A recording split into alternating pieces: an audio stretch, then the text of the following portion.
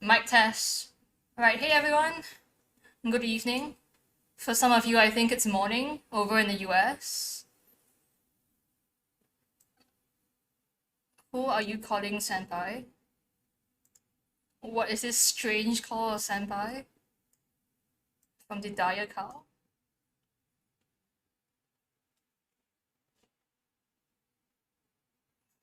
What? I don't understand this. Alright, no, but seriously, hey everyone. Good evening. I'm glad to have you with us. So today, might have noticed that we changed our setup a little bit. We have a webcam over at the side now, and I've actually changed my painting camera to use a webcam as well. And it looks pretty good. So I'm quite excited to put this to the test while we do our painting stream today. With a new setup.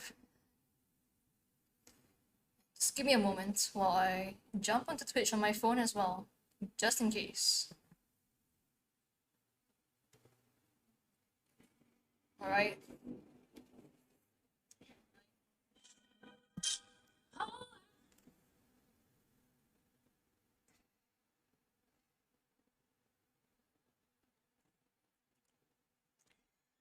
Do work faster, please. More minis incoming. Ugh. Look, there's no way I'm able to ever outpace the minis I'm painting.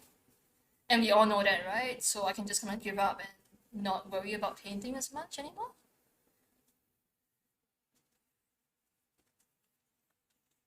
I think that's a good plan. Just give up on painting miniatures and just paint whatever I want for fun. And the only time I rush is when I need something for the table.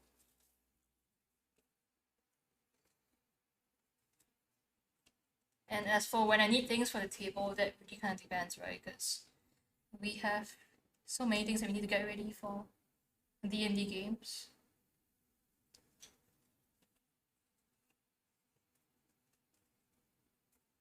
And I won't be showing my nails in the stream because I'll be wearing gloves when painting, which is a fantastic idea.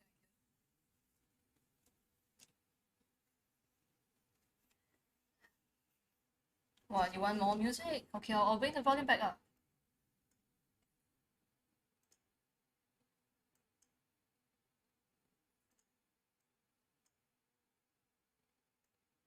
Can you hear the music now? Ooh. And that's our what, third subscriber? Thank you, Carl. Thanks for your subscription. I am very moved by your support on the stream. So let me just get used to this, right? So what do you think? Don't you see this pretty boy and nice sharp detail? Move by your support. I see you got my pun. It works well, right? You just adjust lighting a little bit so it'll be easier to paint and get rid of this annoying thing. So believe it or not, this camera isn't actually a document camera. It's the new webcam that we have from Evermedia. It's the 310p that I have mounted into my old document camera. So it should be pretty solid. And I mean, what I like is that it's just bright and it's incredibly sharp. Check it out, really. You can look at his gloriously sharp abs and pack. And lots of the other miniatures that were showing off on the stream previously look pretty good too. Though I will admit, I went a little bit out of my way to make sure that he had a little bit more focus on his face and upper body when priming him. So you can take a look at the genital priming that I did. Just a quick prime, but it goes a long way to making sure that whatever I'm painting has those values in there before I even start. So this particular mini is actually a bit of a pain to work with. This original one was actually a print from my store but I messed it up and broke it like when I was removing the supports from it, so I just ended up gluing back together, and it's my personal piece now. And he is pretty. Look at that. That being said, if you want to get your hands on him and you want to paint up your own topless vampire man, you can check it out in our store. His name is Cassius.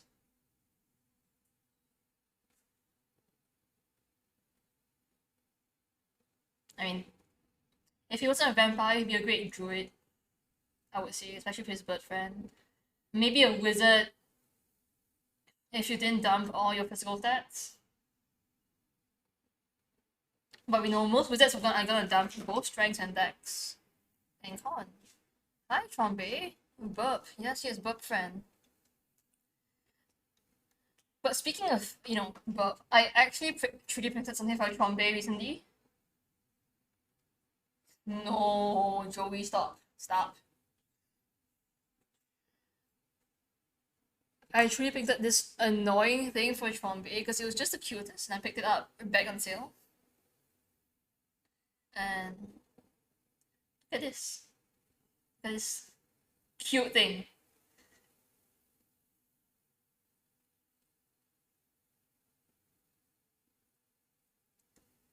This trash panda friend. So I'm gonna be putting this in the mail soon. Trombe, I expect you to paint this. Do your best. I'll be cheering you on from afar, like across half the globe. Why is the bot called a moo bot? Because the the moo is clearly a bot. Robot, android. So before I get to painting him, there's this recent batch of miniatures that I primed with him, and I've been trying to adjust my zenithal priming to not just be from top down for that single directional lighting. Because I realized that when I'm painting miniatures, even if it's for NPCs or player characters, you want more of a focus on the face and the upper body.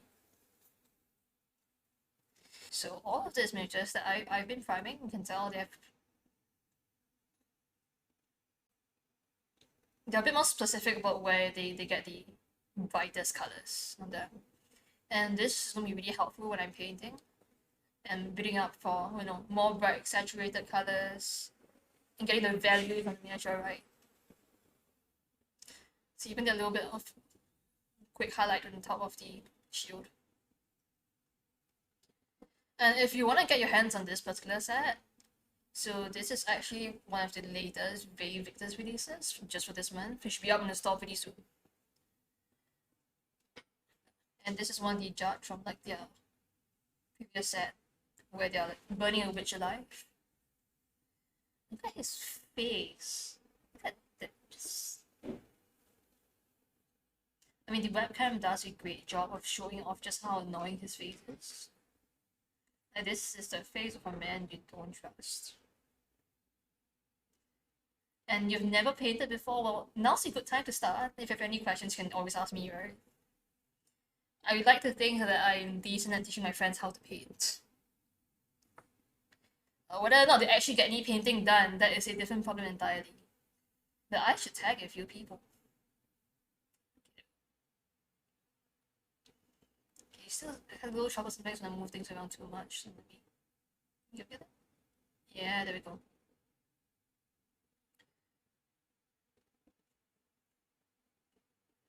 You could definitely paint it that way and it'd be highly disturbing. I guess you say that it also kind of looks like instead of having a second chin, it looks like his lips are super inflated, like he was stung by a bee. Which should make him a pretty fun mini to paint. And also, as a preview of this before I add it to the store, check out my new shiny toy, Cadaver Collector. Look at this big boy. Yeah, and he is a very big boy. So I'm thinking that I'll be painting him on stream sometime.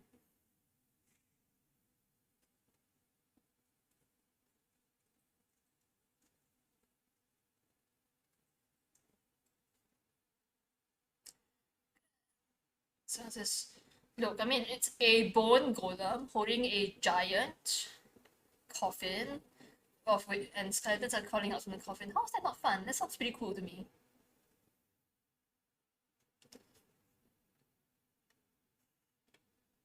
I mean, sure, you can paint it as anything you want, man. And I don't know, as a player, I find it very enjoyable when my other players get hit by a corpse collector and then have a really bad day. Feelings may vary. And that's not because I'm not the one hit by AoE, because I don't group up in fireball formation. Who would do that? Stand there like they want to get hit.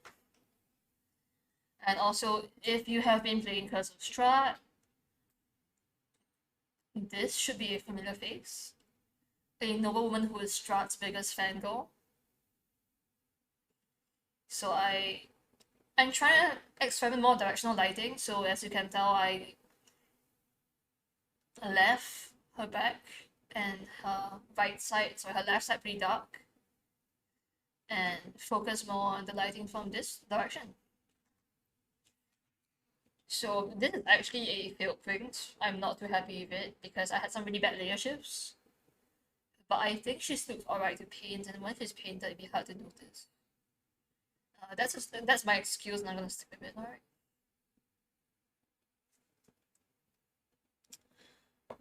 So back to talking about Vampire Man before I get totally sidetracked and start painting something else. Okay, wait, let me move just make just a second. Look at that. Yeah, the same as that judgment earlier. They just ready to stone you. And I love this NPC, so I want to put them in the market somewhere and just have a whole bunch of old ladies starting a tomato fight, right? Look at that. And also this one's holding a torch, ready to burn the witch at the stake. Or a group of players that doesn't realize that casting magic in broad daylight in some places can be a bad idea. Yeah, maybe she's just a very enthusiastic tomato seller. She really wants you to have your vitamin C and antioxidants. Right, so, bring up my thing. I still have some colors left over from last time. I'm not sure how good they are to use, but we'll find out shortly. If not, I have a new piece of palette paper over that I can swap into. Okay, they are... I wouldn't say they're unusable, but I think it's about time to swap them out anyway. So you can tell they're really watery. This is what happens when you leave your wet palette for too long. And the condensation just beats up inside and then it drops down into your paper. And it ends up drinking up too much of the paint. And as you can tell, it's a pretty bad idea to be painting with that because the paint just beats up and runs off the brush. So even though a wet palette lets you save paint between sessions, especially those sessions maybe aren't too far apart. It also varies depending on the kind of paint you're using. Like some paints don't absorb as much water through the wet palette. The Pro Acryl definitely does. So that's something that you want to watch out if you're using Pro Acryl.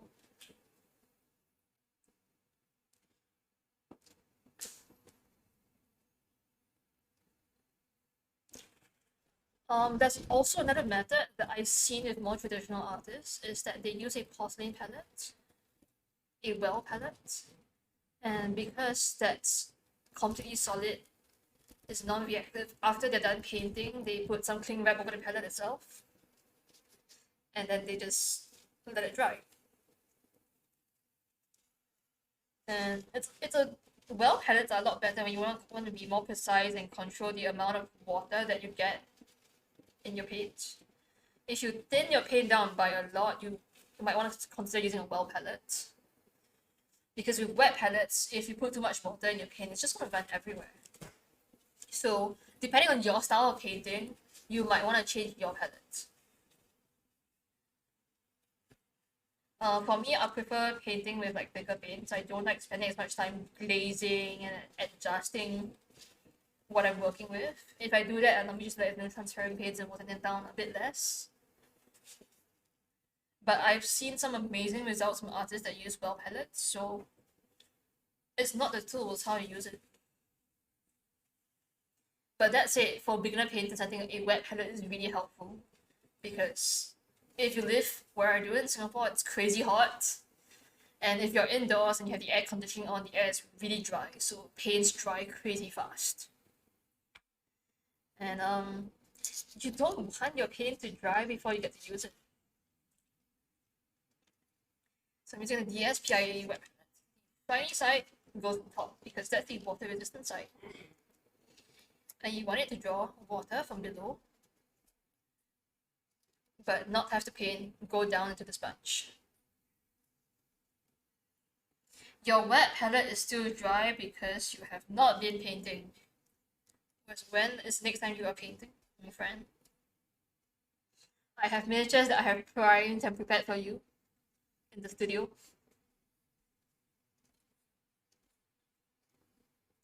Looking forward to your painting stream. Blame Crimson. I mean, I always do, right? You are making hats. I suppose so. Okay, so back when I started out painting, I had lots of issues with painting skin.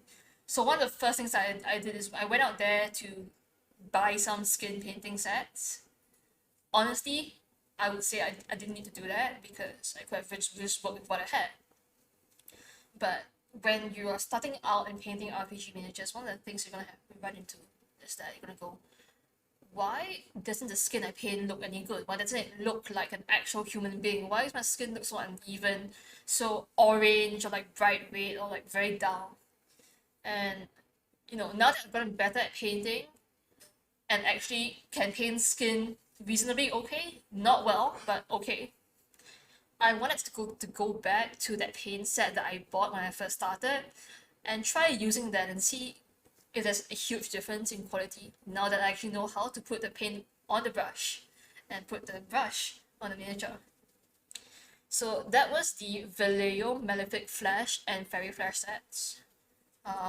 One thing about this set is that they smell really good, but because they are also Vallejo paints, they separate terribly, so be sure to shake them like a Polaroid picture. Seriously. Well, not that I'm sniffing the paint, but the smell of paint, the aroma of paint, the smell of grape permeates the air around me. Right, so I'm gonna use the Malefic Flesh palette, which I thought was pretty cool. So for the Malefic Flesh, which was their purple skin, you have the Malefic Flesh as their base. It's kind of this really cold looking skin tone. And then it's supposed to highlight that with the pale flesh color. Which, if you notice, it's kind of this gray, almost greeny skin tone. Can I get them in focus? Thank you very much. There we go. So there's some pretty interesting colors, and it's supposed to shadow that with the purple shadow. Actually, it depends on the additives, but if I recall, some paint brands, some pigments just smell really good. I'm not sure about the taste because I'm not a brush clicker. I don't intend to be one. So this is supposed to be the main colors that I am using to work on. So purple shadow, Malefic Flesh, pale flesh, and finally white flesh as the brightest highlight.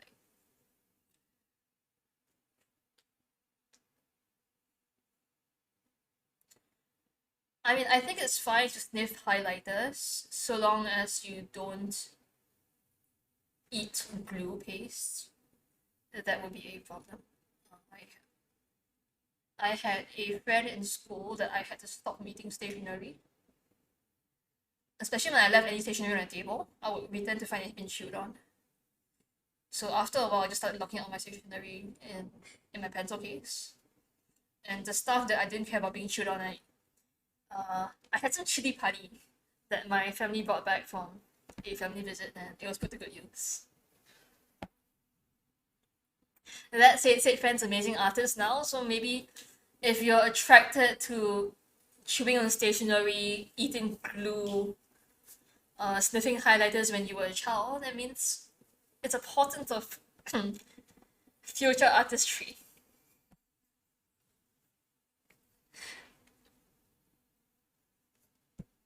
Or you could just, be a strange child who likes eating poison.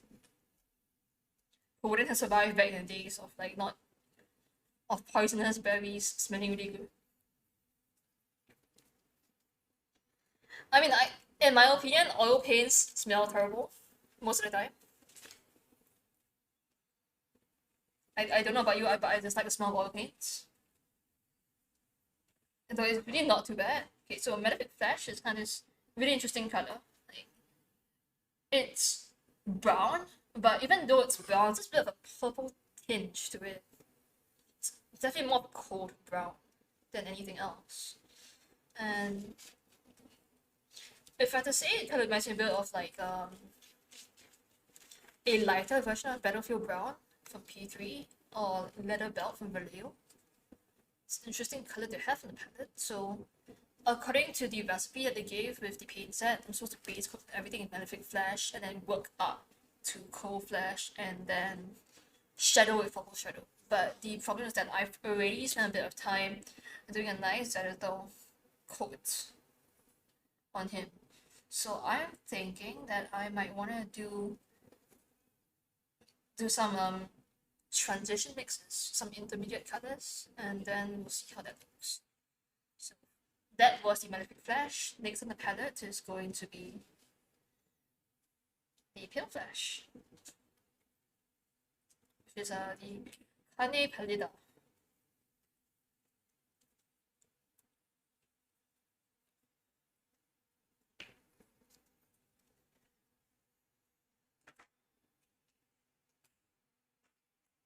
And honestly, it does smell pretty good. I'm not kidding. This is scent of grape. It smells nice. I'm just gonna put it aside for now.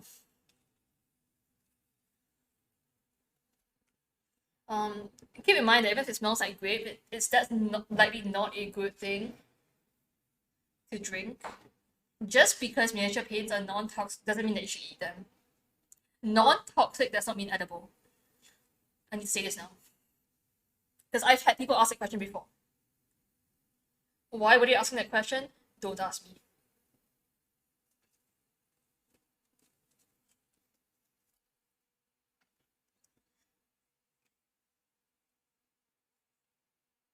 But no matter why you're trying to eat paint. Yeah, separate your paint pot from your tea mug. Or in my case, my paint pot is normally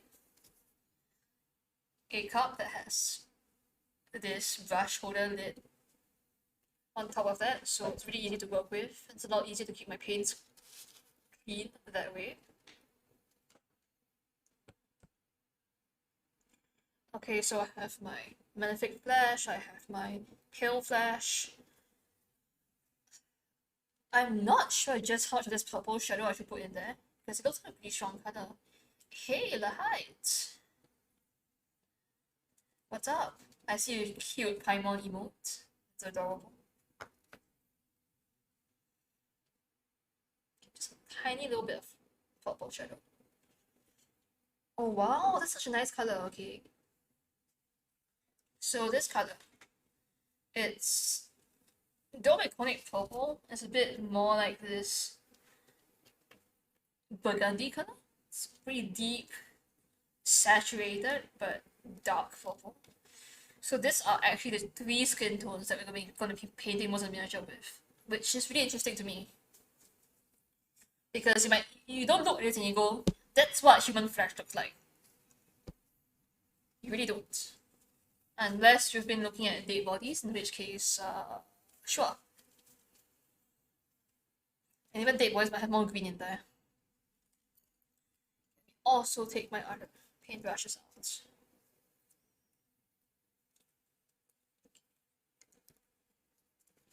So I need to figure out how I want to do this. So this is going to be my base flash tone. I need to highlight up to this, which is my mid tone, and keep a little bit of that in the shadows. So what I'm going to do is take a little bit of this Malefic Flesh, take a little bit of that purple tone, and kind of mix it mid tone. Interesting color. This purplish brown color.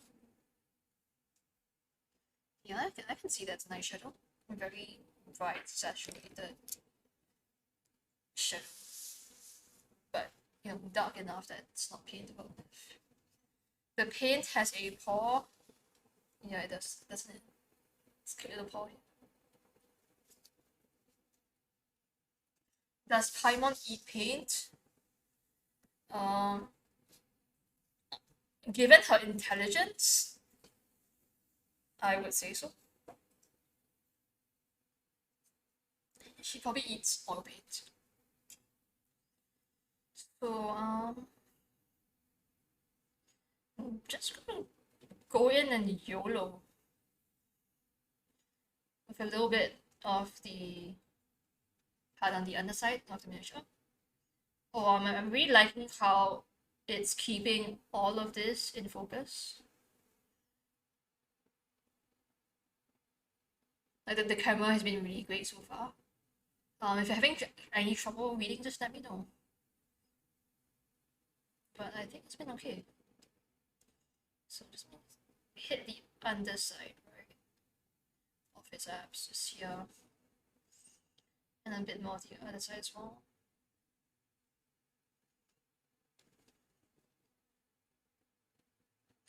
Just staring intensely at a half-naked vampire, perfectly normal for painting streams.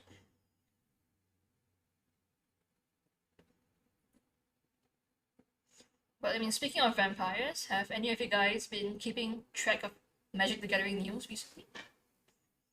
Like Crimson Bell has been released. And we did an unboxing on Wednesday, and we pulled some pretty nice cards. Interesting, so it's really published skin tone. I'll put a little bit on the underside of his hand as well. Makes sense, and that will be where you get slightly darker but not incredibly dark skin.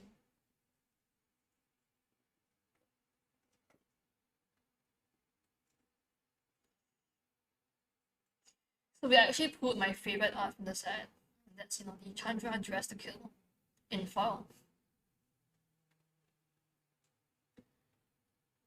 Crimson Dream 20 years ago. Yeah, right? Probably wishes I look like this. But too much eating does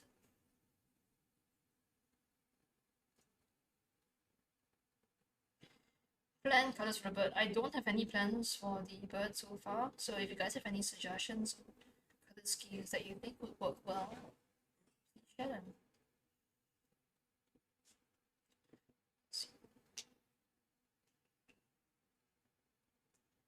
And I really have to say that, like, coming back to painting something like this, like, if it asked me from like 1 to 2 years ago, I'll tell you there's no way I could paint this nicely. But I think that having learned quite a bit in the past year or so, I can give it a try.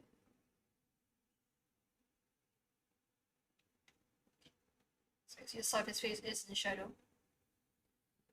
I'm just gonna buffy base coat all of this first.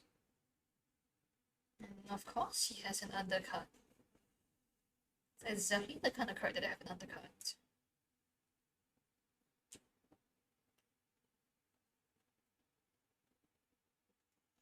And it's a little messy, but I am lining the sides of his muscles with this color so that later on you have that inside shadow line.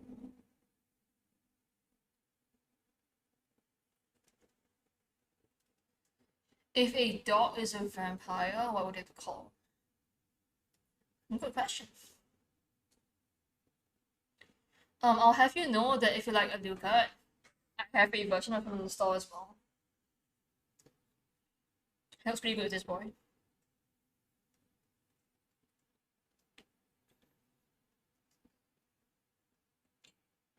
Clean a little bit of paint off. A little bit more paint.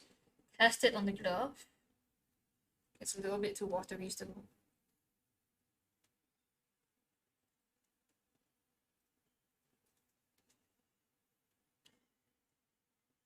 If a vampire is a dog, it's probably called Crimson.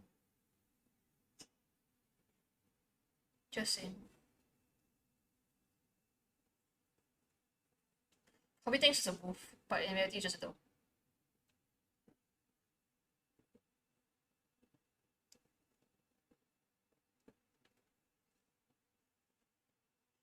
Mild concern. What are you concerned about? The dog that thinks it's a vampire? I mean, same pattern. It's like, look at me, I'm a mystical hunter. Oh no, I fell over, I can't get up, help, help.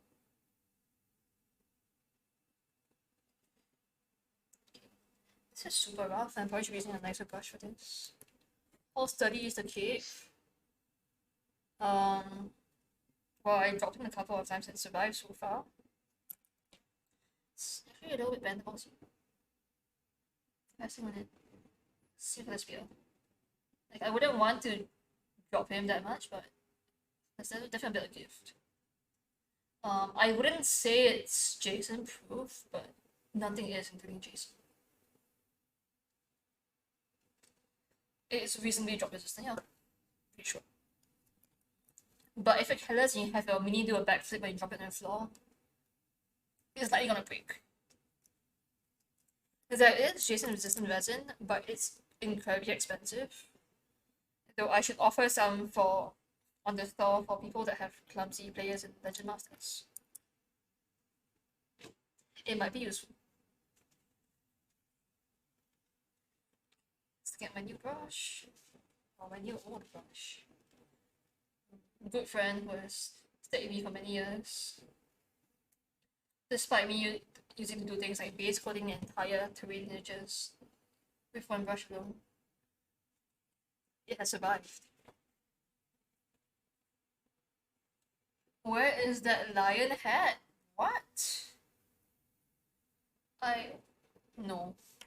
Okay, so slightly off topic, but like lots of people that I know that had trouble with working with skin tones is because they didn't know what colors you would have in the skin tone. They didn't know which paints they could mix. Oh, thanks for the sub, Basil. Awesome, thank you so much. Yay! How many subs do we have now? Like 4? It's awesome.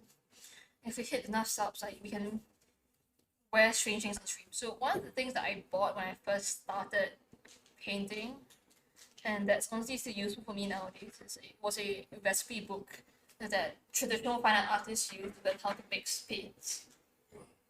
And even using whatever paints I have, it taught me a lot about how I could mix skin tones with a limited color palette.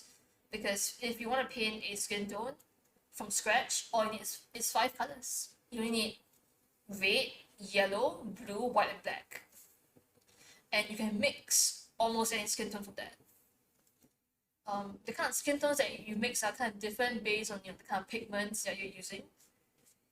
But I was using this as reference for painting things like eyes and hair, which are really difficult because people ask me, how do you paint blonde hair? And they expect me to give the colors of specific paints that I use.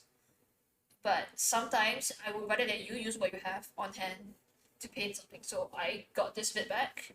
So it's Color Mixing Recipes for Portraits by William Powell. Some of you might recognize this because I'm showing it off for a while. And so, let's say you're painting like a skin tone.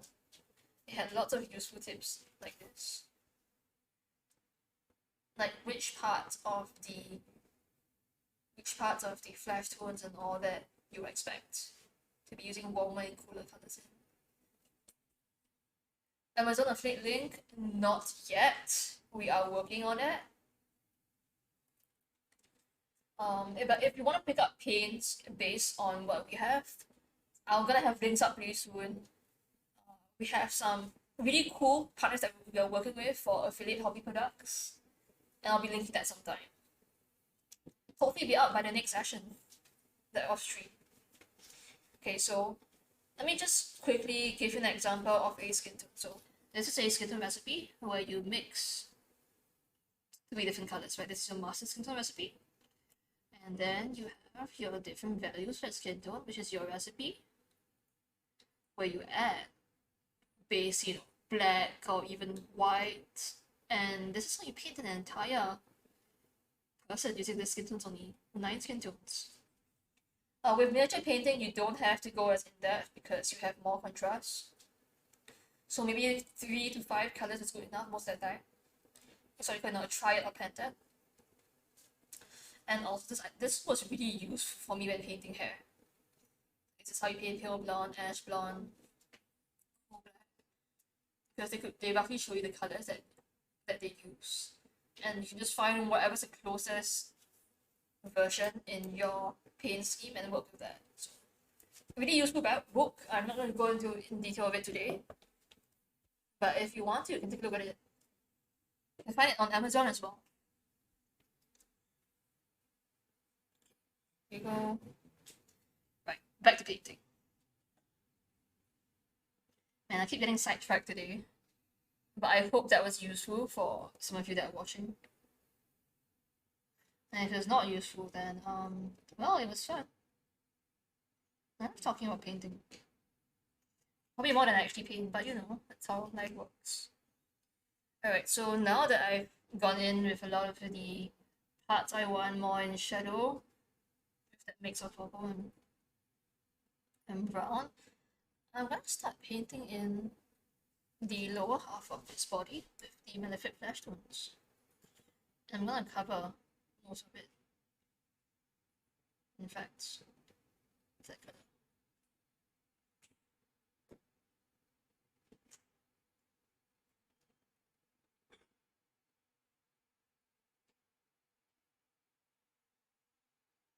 But luckily I have a picture reference earlier that I took before I painted over, so that's gonna be a really helpful reference for me when I start painting the rest of his skin tones. Because there's something about skin tones that is really important, is that you want to keep them smooth. If your skin tones are uneven, they start to look really off.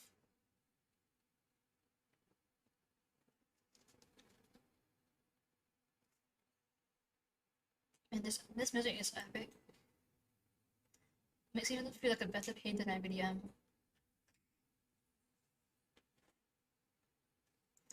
So you can kind of see the initial blends, right? So I'm just kind of going in and covering most of his skin with that Malefic color.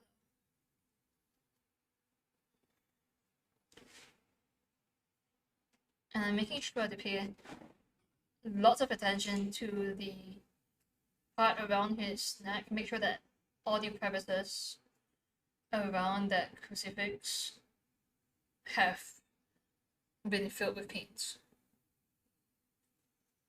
Because I hate painting and then realizing that I miss spots when I come back. That is my one pet peeve as a painter.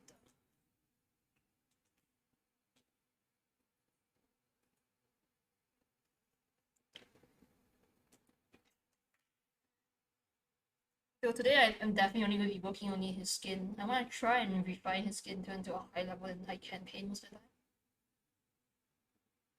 So if you guys have any ideas for how you think I can finish a paint job on him, like maybe what hair color I can use, or what color you think his cape, his coat could be, please share.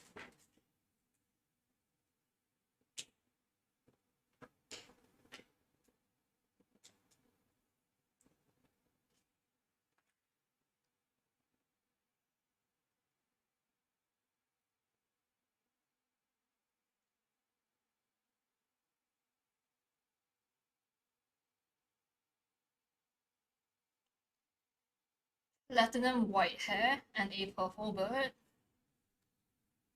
Yeah, sure. I mean, we have a pretty nice purple here, right? It is Malefic purple tone, so I can definitely use that on a bird as well. We take a little bit of that pale flesh and work down into the Malefic Flesh of it. Interesting.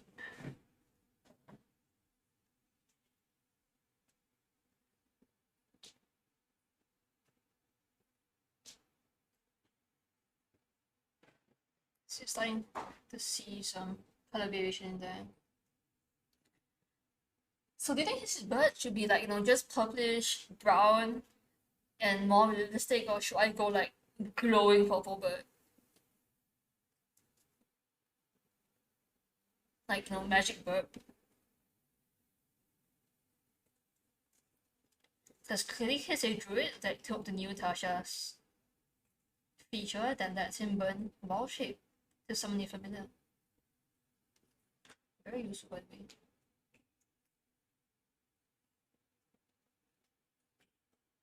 Well, that's fair, but some people like familiars that don't stand out that much.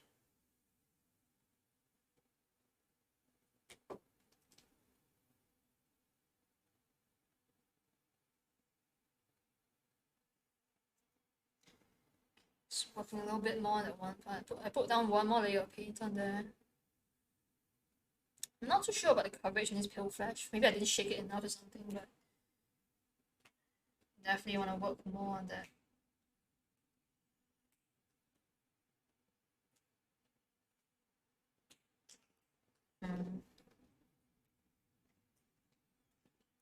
It's a little bit watery, okay.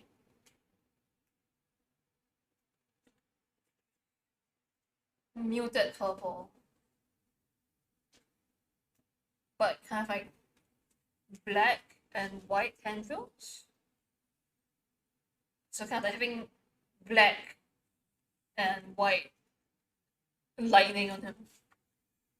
Sounds like a fun challenge. Just quickly check that I have shaken my pale flesh enough. Feels like it's not been shaken enough.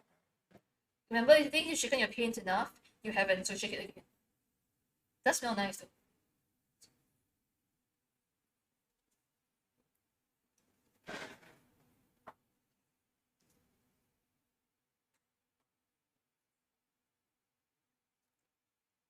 So I think it might just be like that particular color in particular that it's a little bit more watery than the others.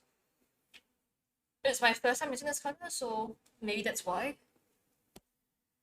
This is why I say it's important to know your paints more than buying new paint colors. Because you can mix your own colors and work with them just fine. Maybe mix a little bit of that Malefic Flesh with the pale flesh. Start hitting the lower parts of his abs.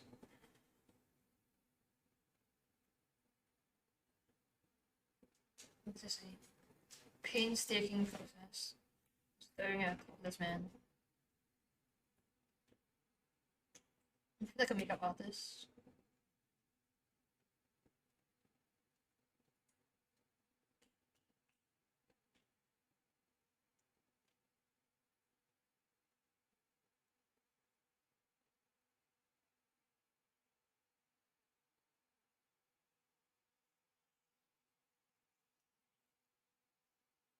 Navy blue coat. That'll be fun to paint. And actually pretty hard for me to get right because like recently I've just been painting super bright saturated colors.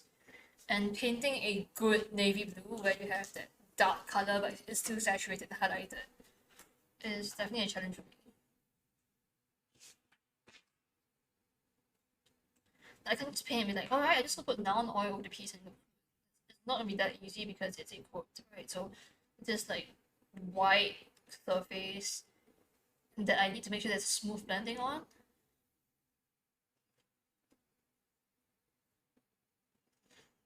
And that's always easier said than done.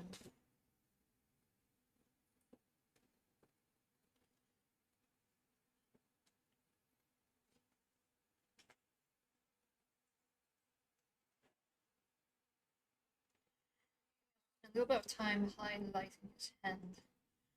Now, let's not forget that his face and abs is not the only skin tone he has. I'm sure it's easy to forget. Try to focus on some portions of his miniature. A little bit of color onto it.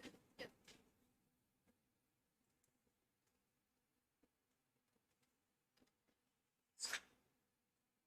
Not the characters. A little bit more color.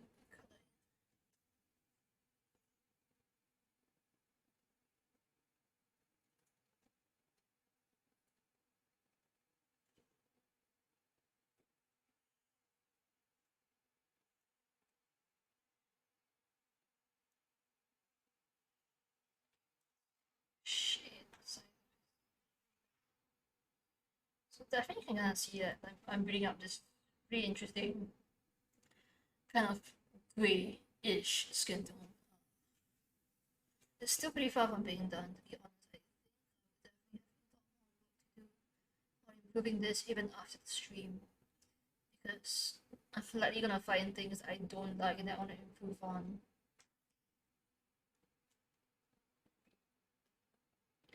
And that's alright. So that's the fun part of painting. Though I do have a tendency to get stuck like painting and forget about time passing, so please remind me to drink something soon. Drinking water is important, you don't want to be dehydrated. Especially when you've been painting and you're all like cramped up and drinking. Staying hydrated is important because you might be a starving artist, but you don't want to be a thirsty artist, even if you know most of you already are thirsty.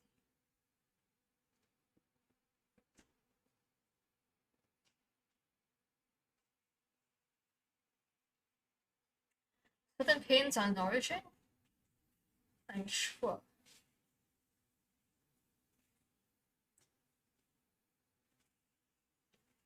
So a little bit more skin tone his face. To highlight the jaw and make sure you know you can see how chiseled it is. Difficult.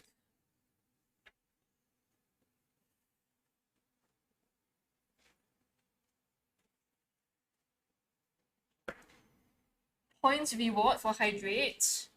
Yeah, I probably should. Like if you've been watching the stream, you know, this is your hydration reminder. Please hydrate, do not dehydrate. If you dehydrate, you end up like a wet palette that with no wet and just a normal piece of paper parchment. Luckily, a friend bought bubble tea for me, so I'll be drinking some bubble tea later on. But in the meantime, ooh, latte. Coffee is wonderful when you're painting. It makes your hand shake better.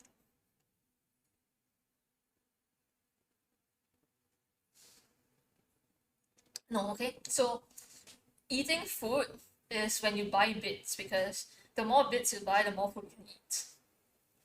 Or actually remember to eat, because I'm like down to eating like maybe once or twice a day now.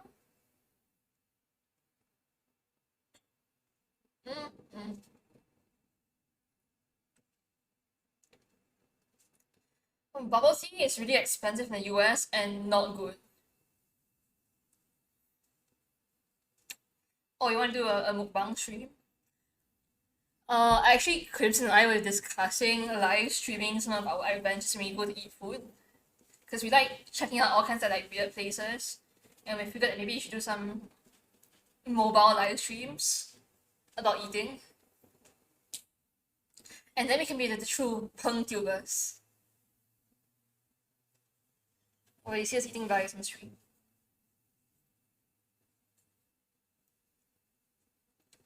And you can listen to me making fun of Crimson when he does things stupid like trying to eat cheese fries with his mask on, which he did earlier.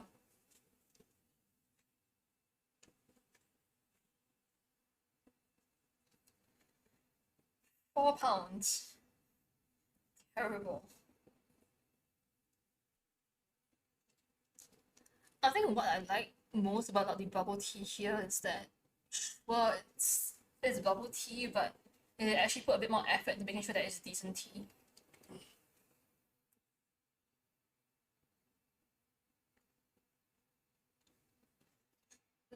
I mean, I don't think I'll be able to finish all that food in stream. But I can do the chatting and he can do the editing.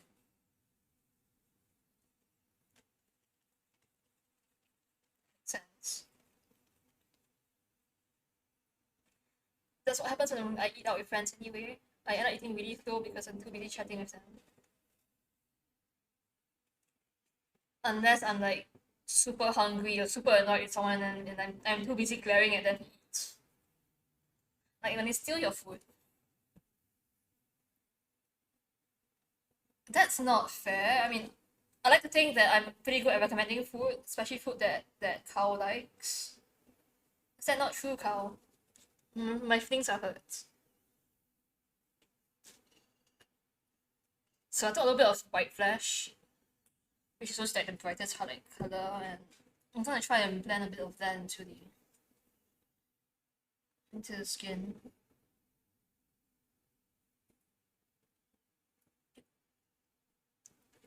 Like so far, it seems there's a lot of like layering into this particular set of paints.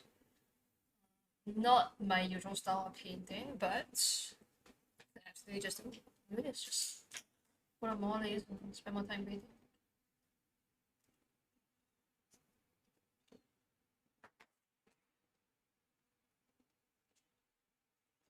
And if I get annoyed, I'll just switch paint brands and mix paints.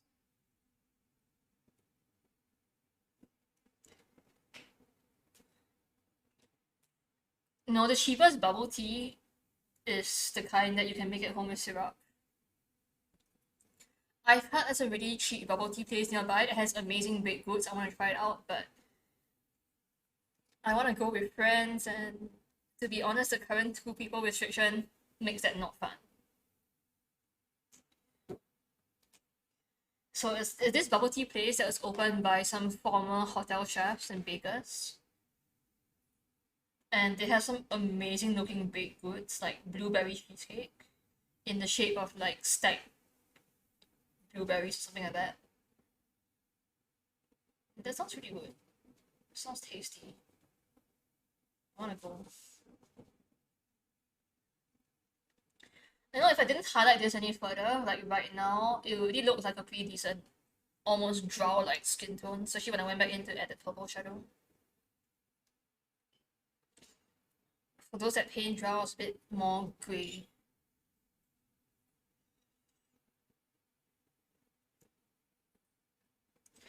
I like that bubble tea brand that ties the takeaway cups with twine. I keep forgetting what it's called. There's one at Mediapolis, I think.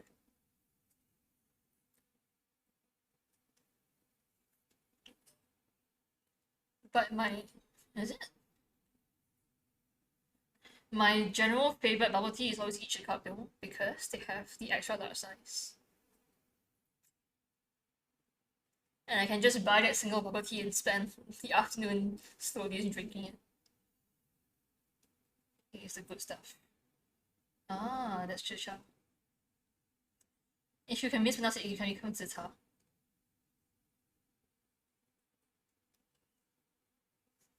It's not double the drink, it's like 1 liter of bubble tea, come on. And like I prefer like the sunrise because it's kind of like a smoothie, so it's a 1 liter dark smoothie. Slushy. Wouldn't want that. Sounds pretty damn good. Sure, how do I just kind of go in with that deeper darker shadow?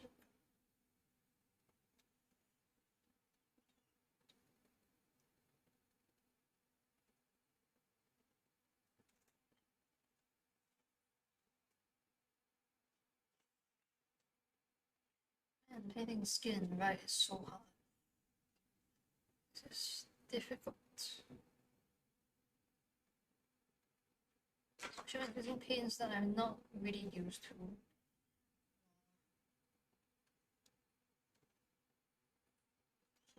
I'm struggling. I don't sound like it, but definitely this is pretty difficult to get used to because the colors and the thinness of the paint, like the amount that it covers, is not something that I'm so used to as well, so definitely need to go and then check this a little bit. I do like the set though, the colors are gorgeous. And aside from the fact that it smells nice, I think it's a really good reference for painting all kinds of skin tones, all kinds of creatures. Whether it's a green skin tone for some fae, hag, or dryad, there's still a decent resource. And take a little bit of that mid-tone, the shadow of Malefic Flesh, and blend the shadows with it. And at the side of this.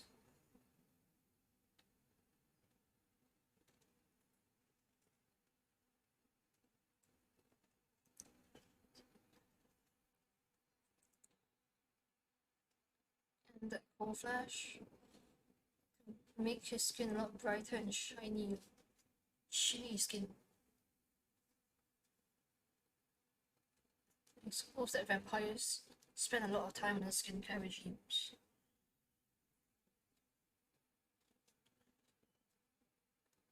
Like, if you read the latest MTG stories, Olivia does a face mask with someone's face. It'd be funny if it wasn't horrifying.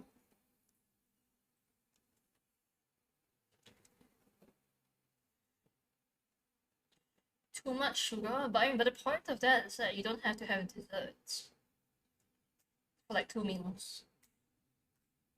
Or any soft drinks, you just have your grape sunrise, or your strawberry sunrise, or your mango sunrise, and so on and so forth. Okay. I see how this works, but I'm not quite liking the pale flash. Like, to me, I want it a lot brighter and to cover a lot better. So I'm gonna mix my own colors instead for that. And I'll be using not olive flash, but do I have a pale skin tone for my full color? I should have it somewhere. Like here.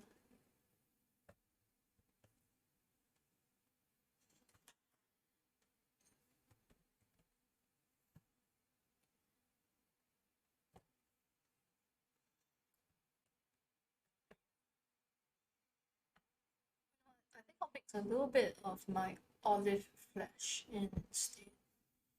Your bright neutral grey skin tone would work wonderful. So I'm gonna shake this and mix in some bright neutral grey. So anyway, what's everyone up to this lovely Saturday evening productiveness?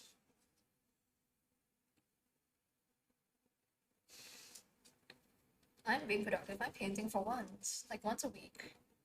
I should paint more often.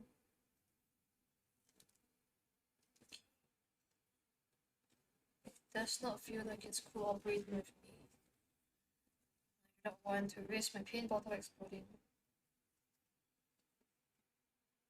Could I have gotten clogged somehow? Don't think so.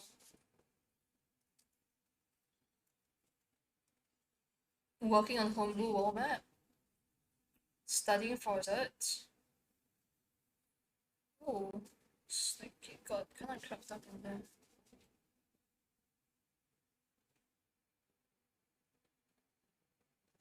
Just take a bit of paint in here.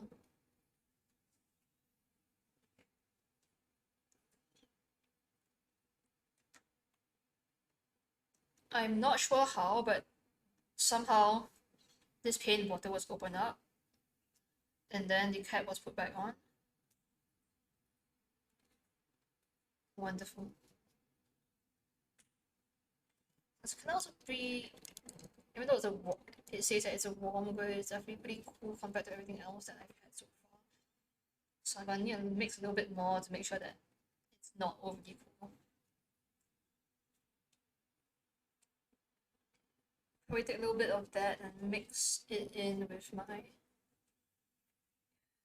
cold flash.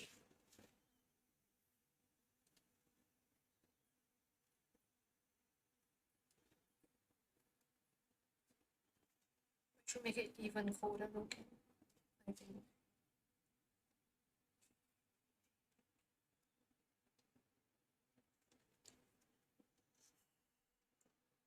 So which program do you use to work on your world map? And there are a lot out there.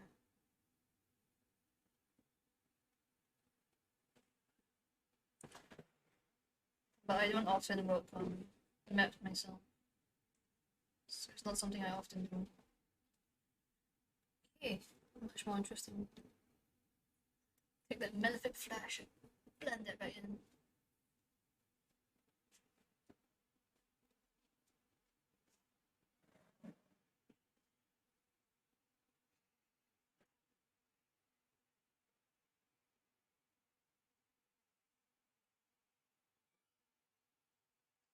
I'm highlighting hitting his cheekbones and drawing it brighter color.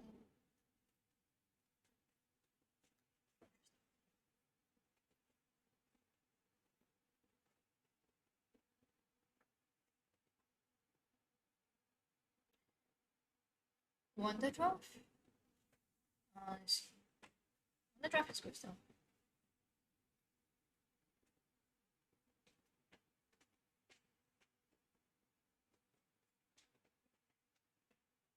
Yep.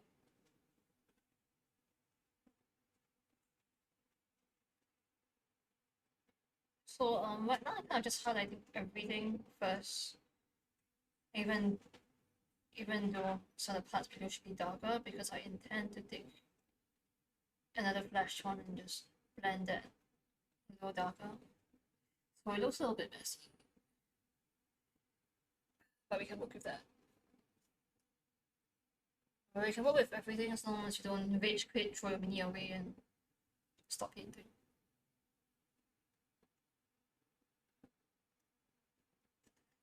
Crafty process, work on it, and keep going.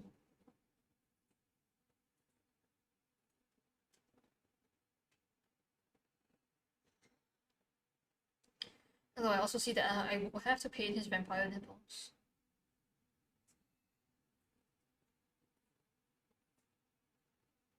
What color are vampire nipples? This will be a question that will haunt me for the rest of my life.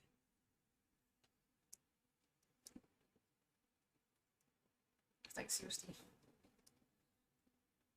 What color though?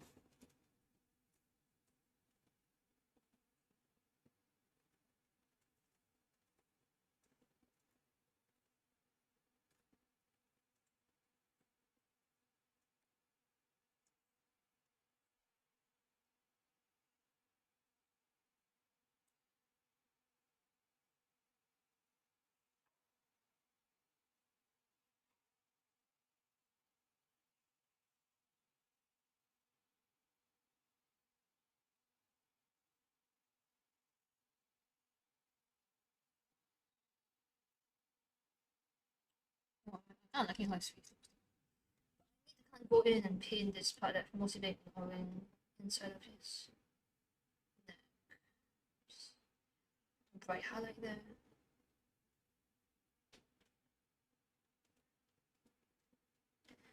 Go in and hit.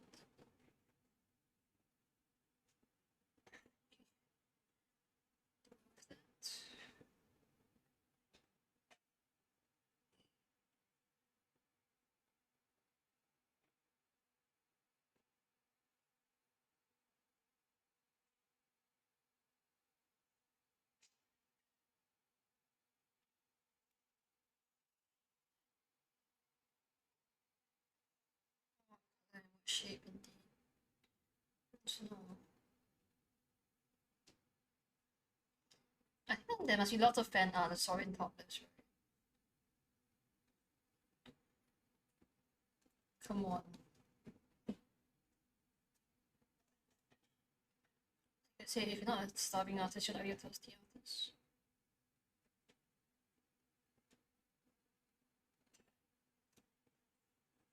Pretty sure most of our artist friends will also agree.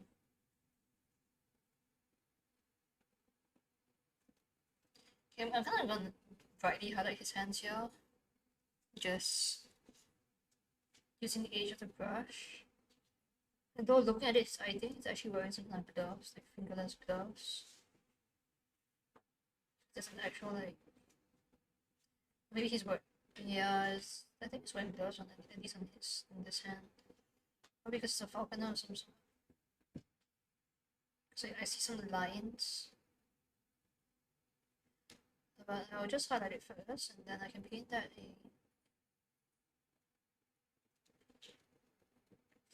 a letter tone after. And if the letter tone has human skin colors, that makes perfect sense because vampires would be use human skin to make. Seems like a second skin.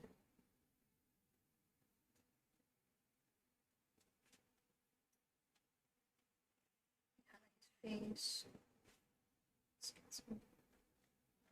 Yours as well.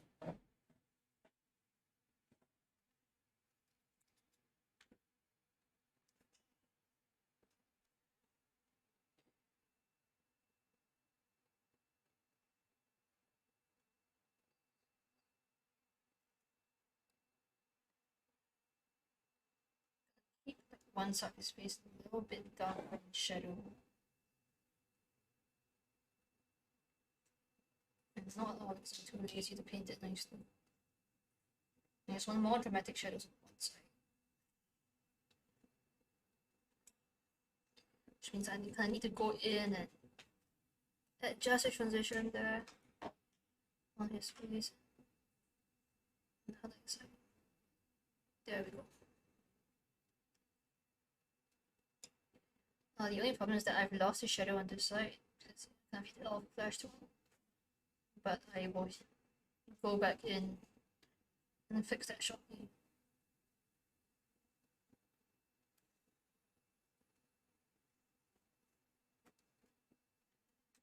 Make sure that I'm defining his jawline more by highlighting it.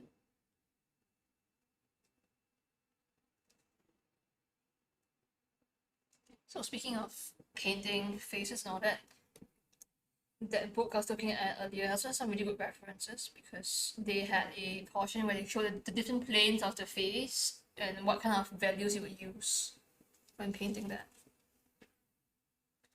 Now from dark to light. And I think that's a really useful resource if you're painting something larger than a miniature, like I think it's 75 mm scale or a bust. And it's a good way to challenge your skills.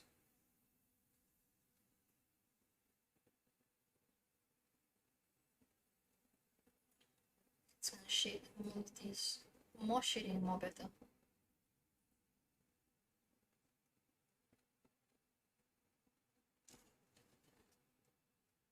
A little bit of highlighting around his abs. Because some parts must be highlighted.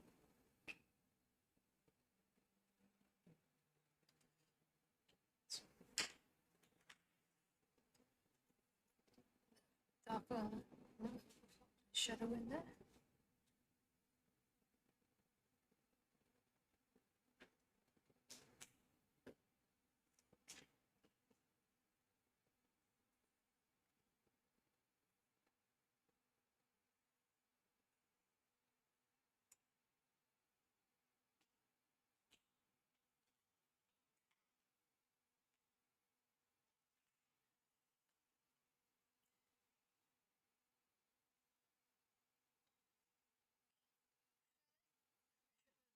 Shadow on this side of his skin because it's thought to be casting a shadow.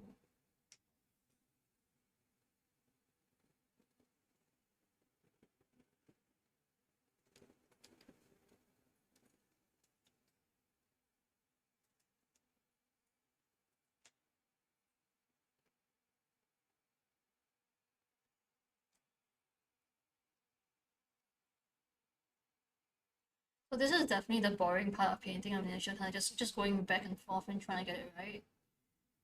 But if you look at it so far, I think we've done a very good job in getting lots of the volumes of the skin.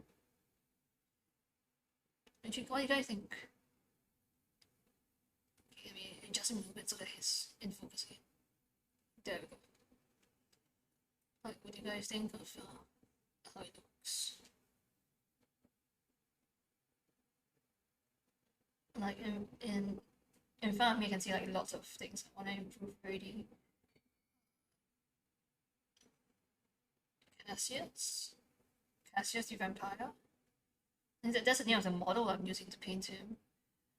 As for his actual name in game, I don't think I've actually decided what I want to use him for, so it's fine. Faded blue jeans.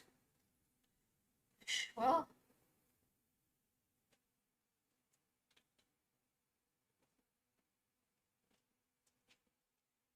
Van Victon's Guide to Denim Love.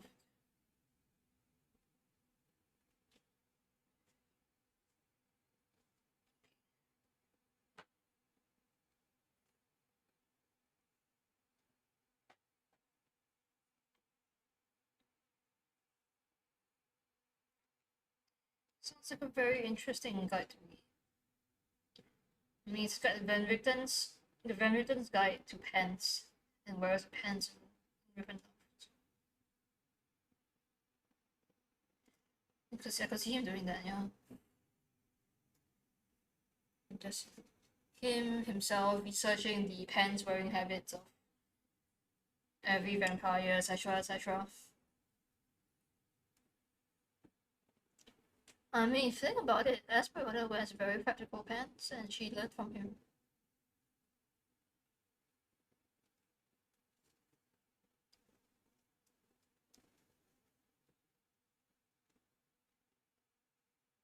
In fact, I would argue that Esmeralda is a really interesting character. I like her because she fireballs things. And being unafraid to fireball things is a hallmark of a wizard that knows what they're doing. Practical. If you watch a wizard lecture earlier this week, you will know that's exactly what I approve of the most. Practicality in a wizard is more important than trying to be a powerful wizard and do stay things with your wizard spells. Lots of people go, hey, I'm a great and powerful wizard. Look at me solve every situation in one spell. And then I was certainly got 2 or 3 spells. When the answer was clearly and should have been fireball.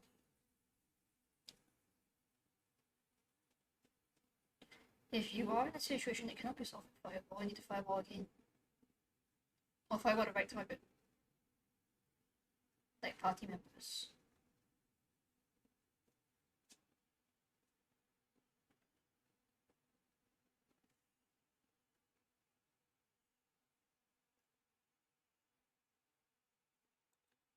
I'm trying to work on the other side of the face so that I don't end with the...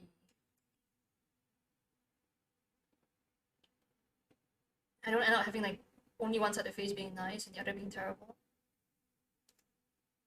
That would be really bad. Yeah, fireball the parchment puzzle. Why not?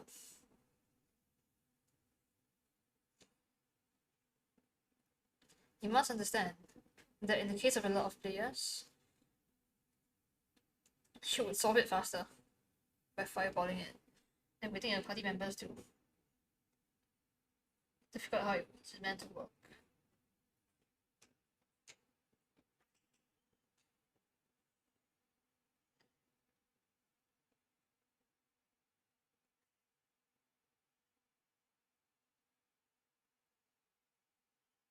So you fireball it and find an alternative way in. And the answer is casting fireball onto the door until it breaks down. See? Perfect.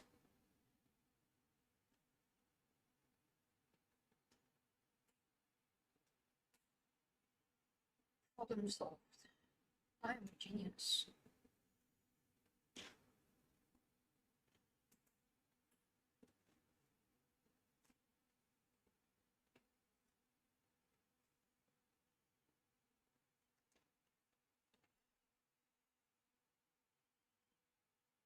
I mean, if someone had cast Fireball on the Hobbits more often, I think that would have been enough problems. The problem, of course, is that the Nazgûls that he sent failed the survival check and had to ask for directions to find the Hobbits. This is what happens when you ask a bunch of wizards and fighters to do anything for you. Most of them having dumped and survival skills. I'm the Dark Lord. I don't need to know where to go.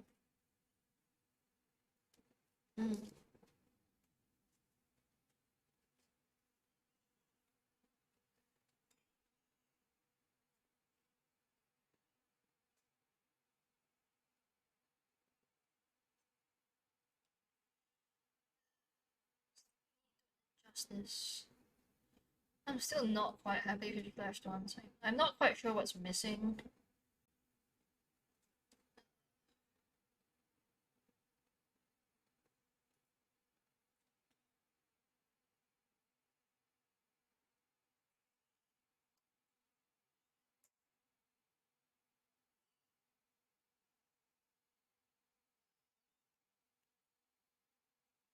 Because I had a really sharp highlight on the lower part of his abs, and that looks really good, but I don't have that same transition on his upper body. So I'm not really happy with his skin and his face, but that can come later.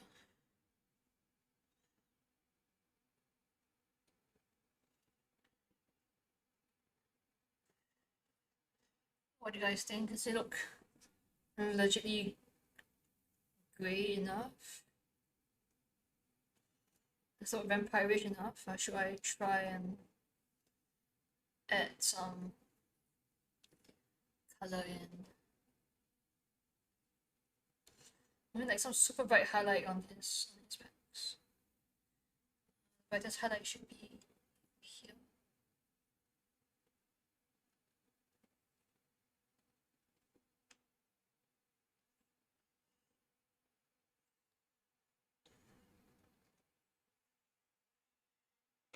We'll take a little bit of like skin from another set. So what you're saying that his eyes look like they're carved?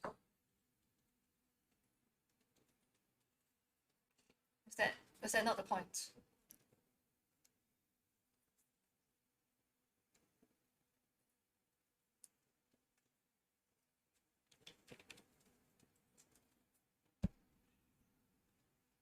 Chiseled abs indeed. Definitely the skin's a little bit more to the grayish side. Very, very gothic, very dark looking. Which was the intention, I think, of this skin set. But still gotta a little brighter there. Just a little bit.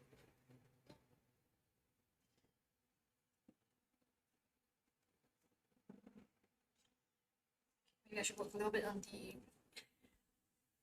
lower part where we get some very tricky and sharp transitions.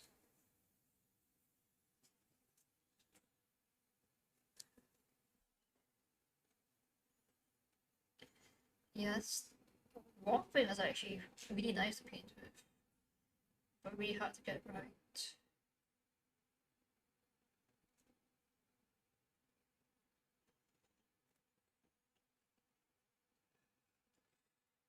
Maybe I could use a little bit more purple on the shirt. Let's get to that. More purple, more better.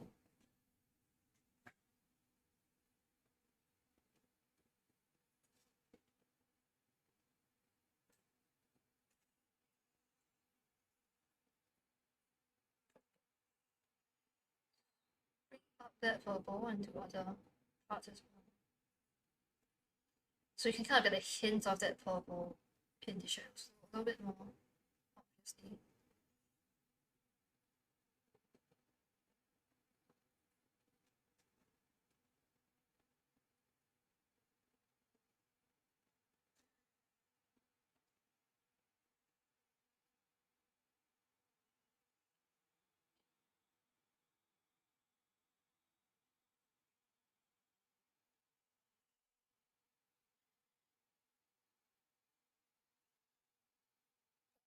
kind of the hard edge of the purple on like his on the like this a bit better a little more. Right. Okay, I think that helps a lot. Because right just now I was like kind of painting mainly in that one direction and forgot that his abs do curve inwards as well. So the inside part of this near the necklace should be slightly darker. So I need to shape that the color is working a little bit more. Shape the highlights, shape the shadows so that the parts actually stand out to blend this back out a little bit more. A little bit of water, clean that off.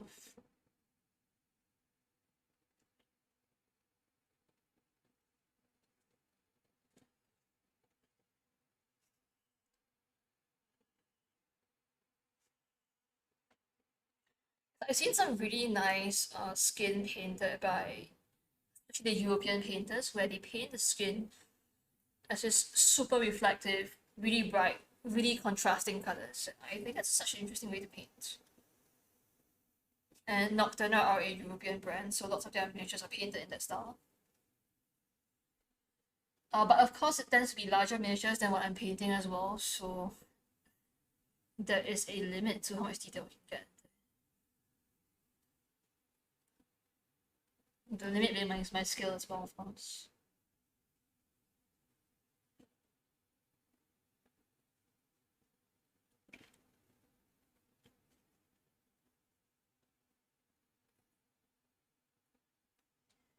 I don't think that right now, with the amount of time it's spent, because if you're a really good painter, you're gonna spend like hours refining your work. But because I'm painting for tabletop, there are lots of shortcuts that I take that don't necessarily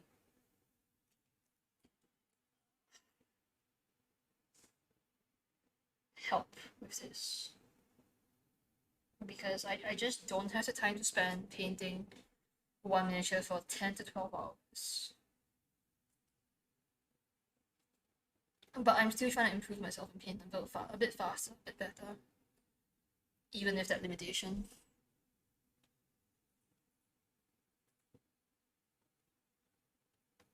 Like, because you're talking about, competition standards, people are going to spend like at least 8 hours in a miniature most of the time. And we have barely spent like a bit over an hour so far. So you're gonna see like a huge difference in quality as well. Okay. Now I'm gonna darken that part a lot more. And then highlight up from there. I think that will make it a little bit more interesting.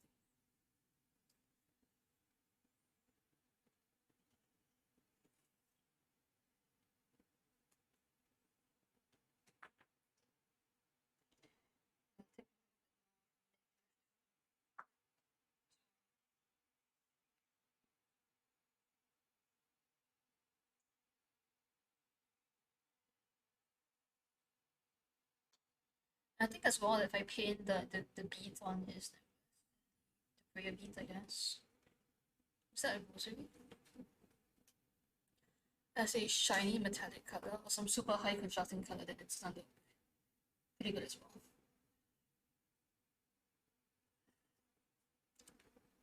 Okay, I can kind of see where I need to apply a little bit more color. That's this part going down. Just right now, the shadow's a little bit abrupt. A little bit of flashiness here as well. Just a bit of color.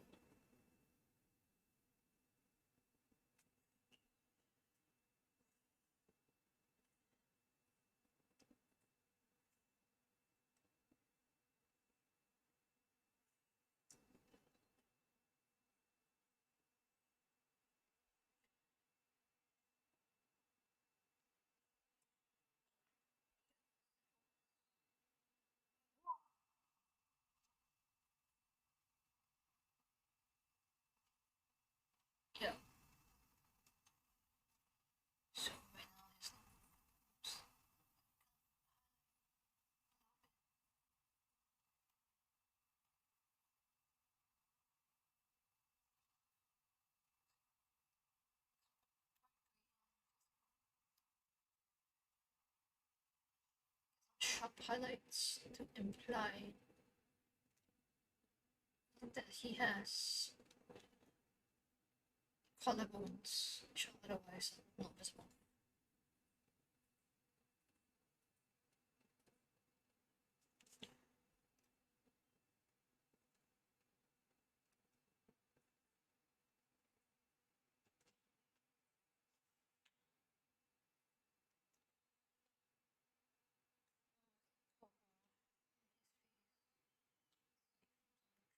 Dramatic purple shading here.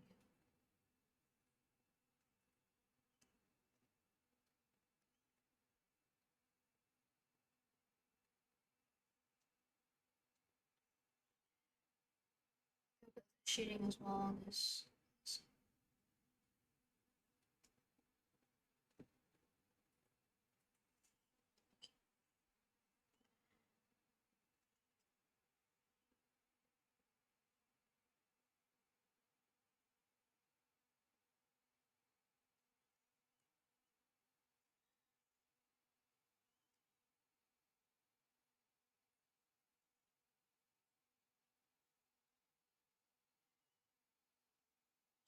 I just apply the purples and wash them, and then using my brush to clean up. Because it's a little bit easier to hit spots.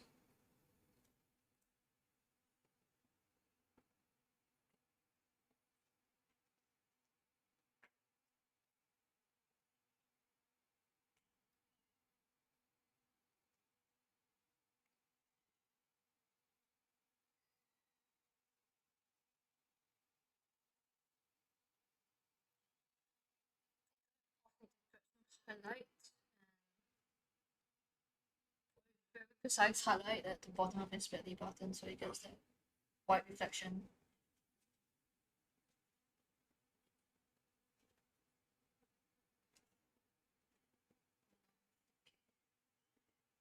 Yeah, close enough.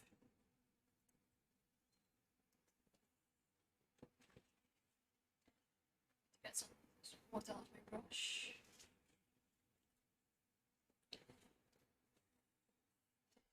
Does he look alright? Hard to say.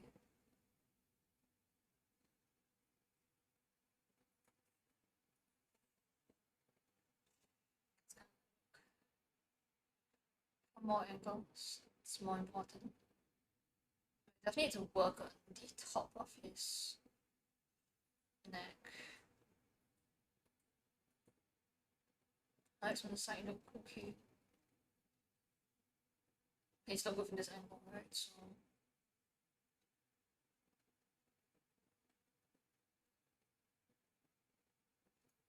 need sharper highlights on his face from this angle.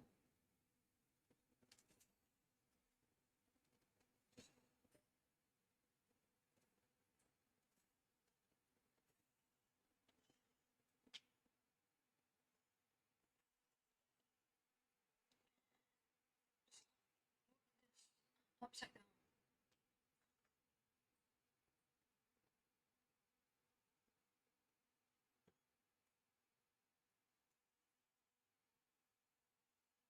Good way sometimes to paint because when you change the viewpoint that you're painting from, you can get some good results. Highlight.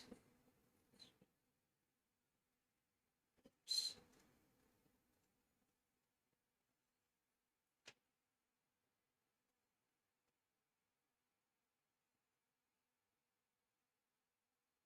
The interesting is that you need to make sure that when you're painting like this that you don't mess up what's your highlight and what's your shadow.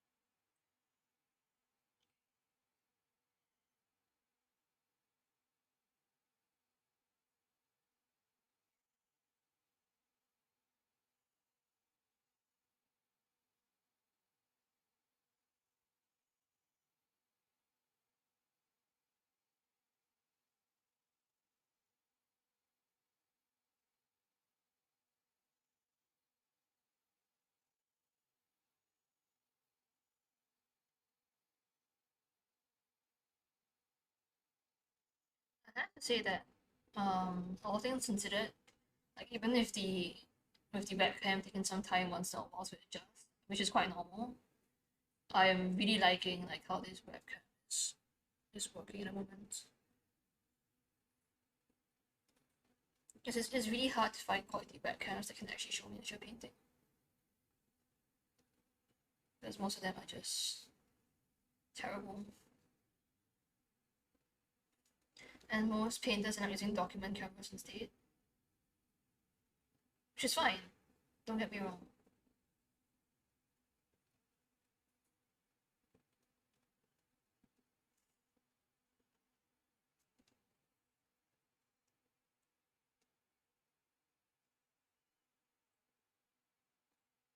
But I'm pleasantly surprised by how this is working.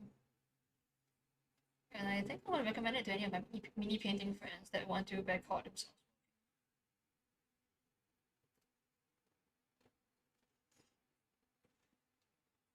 Because the nice thing as well is that it has a higher FPS. So even though I'm working on miniature painting, you're not gonna see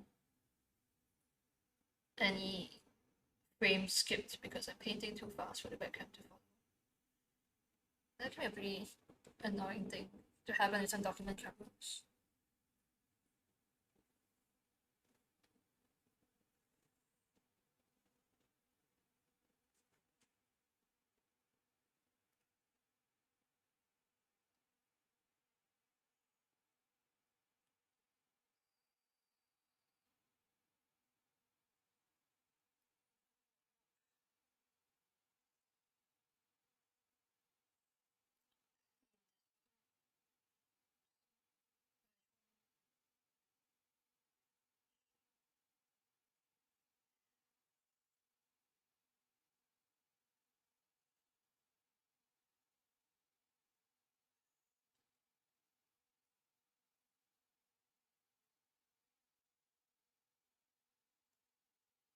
Okay, now that this part has been,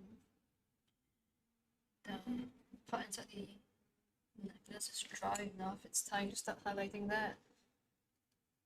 I kind of want to hit everything with some of this mid-flash tone, I guess.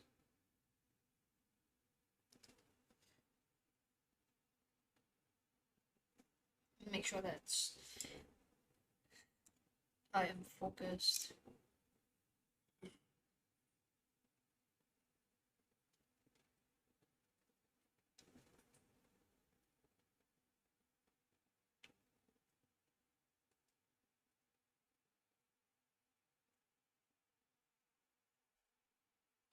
This part of me painting tends to be really bad for posture. How are my hands not tired? Because it's just resting on my hand like this.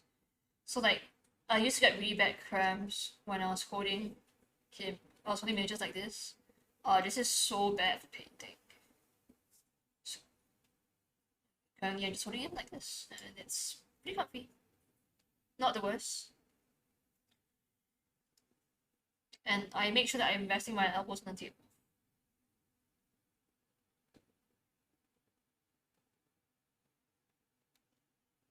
Making sure that you have a more comfortable posture for you for longer periods of painting is incredibly important. And it's often neglected by a lot of painters who end up with back issues and neck issues. I mean, I have pretty bad seating posture most of the time, so just need to remind myself that once in a while I need to.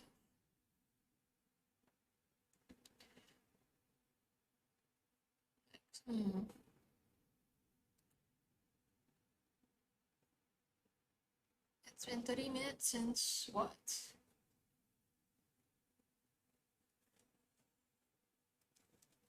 Is that a reminder to drink water? Or in my case, coffee.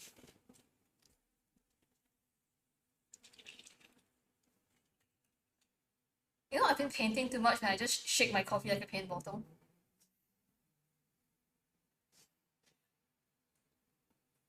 The downside of the new webcam is that you actually saw me do that on stream. Oh no.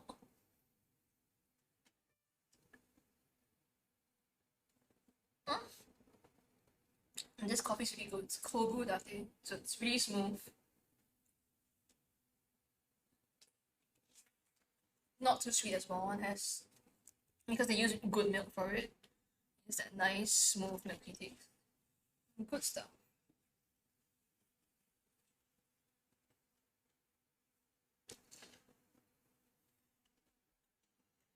Okay, I do think that one thing I noticed, I'm not sure if you guys have, is that look at his face. Because I was using the gray to highlight it, right now it's a little bit too gray for me, right? So I need to find a way to warm that back up.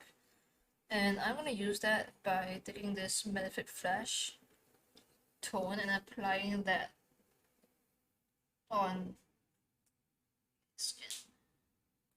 So one thing it's gonna do is that it's gonna darken it as well, but because I'm trying to do that not too heavily and mainly in the shadows, it has helped a lot in making it more. Then I need to take the cold flash again. Maybe I should just use a try a different color. Surely I have the pale skin highlight somewhere.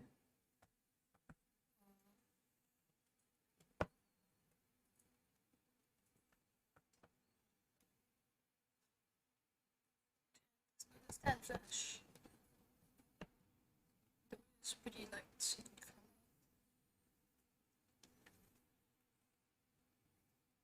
one of the older bottles of paint that I have lying around. I hope that I've already removed the cover from it. If not, I'm going to be.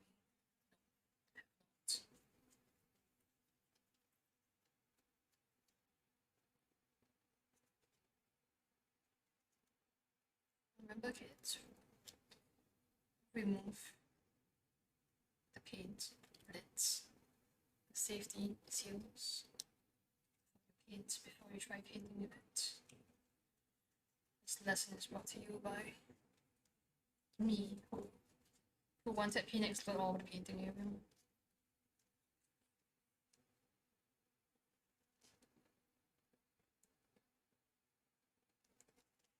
It's a lot more humanish flesh tone.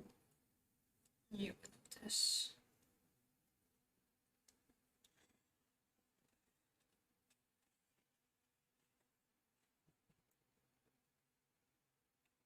And in fact, on its own, it's too human a flesh tone.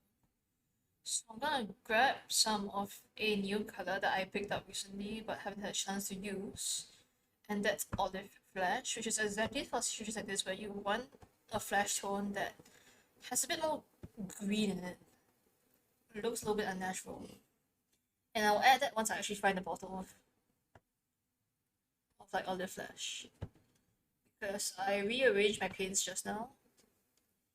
And that means I have no idea where anything is. Good job, me. Should get some paint racks for this set of paints.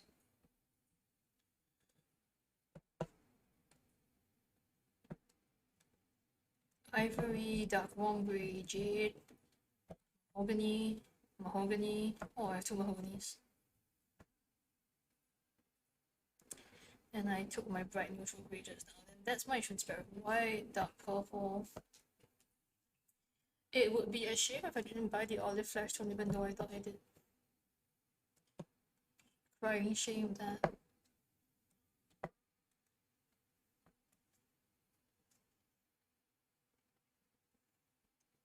And I can bet you that the moment I stop wanting to use it on stream, I'm gonna find that paint. That's how these things work.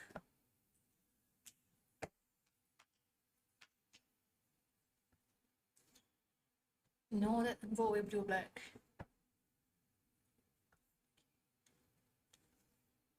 Yeah, I want this color later on.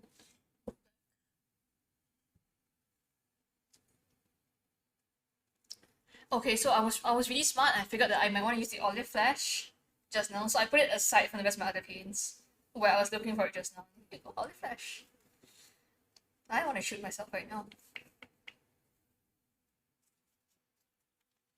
Let me check that it has been opened. Okay, it's opened.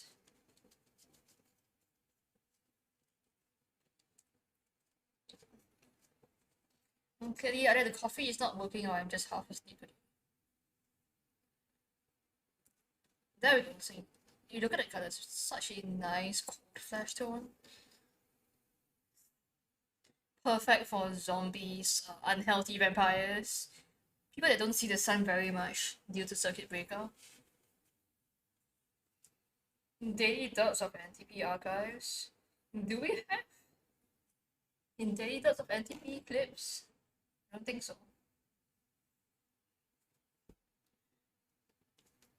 I mean, come on, me being sleazy isn't something that people want to watch. They're used to that from Crimson instead. Right, everyone? Back me up here, guys.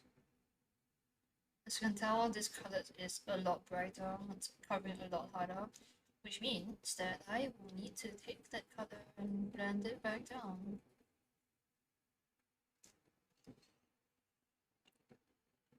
With my Malefic Flesh. Gamer skin tone? That's a good one.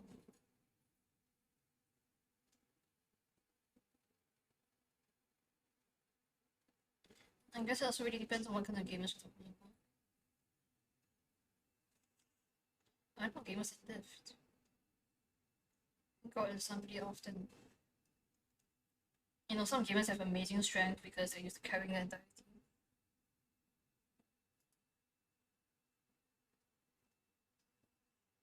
We can start one? Nah, I don't think so.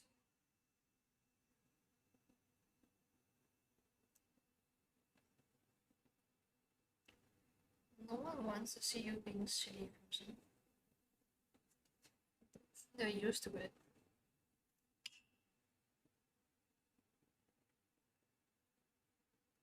Doesn't mean anything anymore.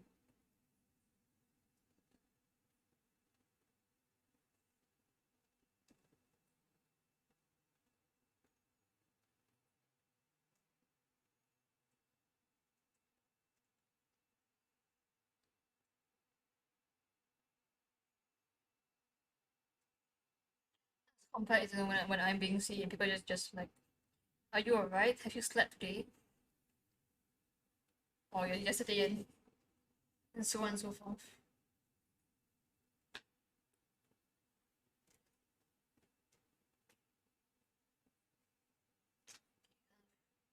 Adding a little bit more color to his pants, but because of that I'm losing some contrast, so I'm gonna go back in with the shadow.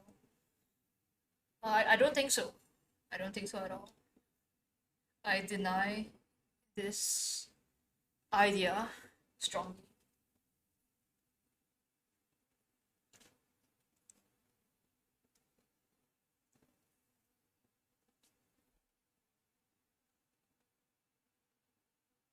No, if you see me being silly in game, then that might actually be funny.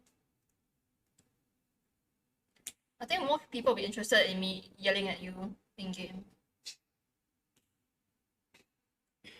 Like I'm sure like everyone would agree, right, guys? Like I'm told that listening to me shout at Crimson in games is pretty funny. Come on, back me up here. Overwatch stream? I'm a noob. Playing games is hard. See? At least one person agrees with me.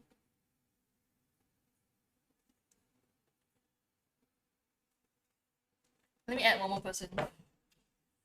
Pull out my handphone and comment on my own stream. Oh no, I can't do that like that. One moment.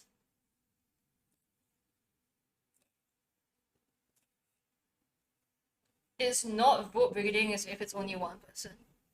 Carl, come and vote.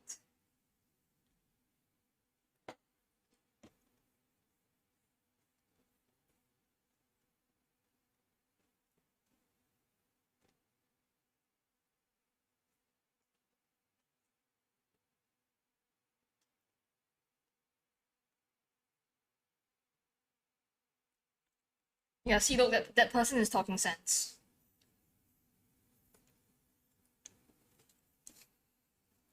Perfect sense.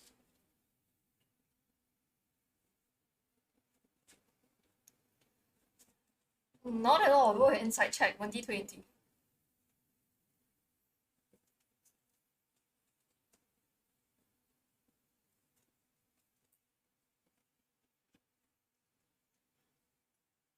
Look, if you've seen me play games with Crimson, you would know why I don't raid with him. Certainly helps that, you're supposed to raid with me and decide to go off on his own and raid with other people. Never forget.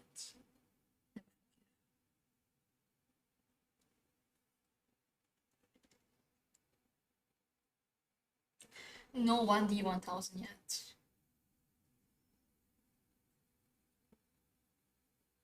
So I'll have you know that when I was playing DDO with Crimson, I'll be giving instructions to him due to being the more veteran player.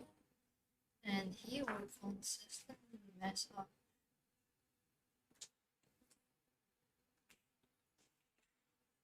Like for the longest time, so back in 3.5, you could have evasion if you were at least 2 rogue and were in medium or light armor.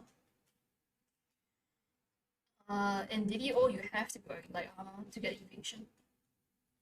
So as a rogue, he spent hours in game running around and dying and taking damage from traps and dying to traps because he did not have evasion active.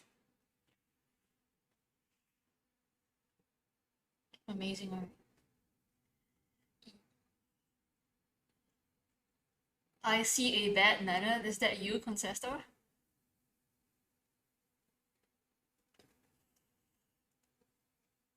Hello. Thanks for joining us. Got caught.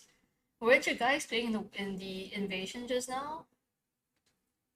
Yeah, see, look at me. I'm painting stuff on stream instead of playing New World.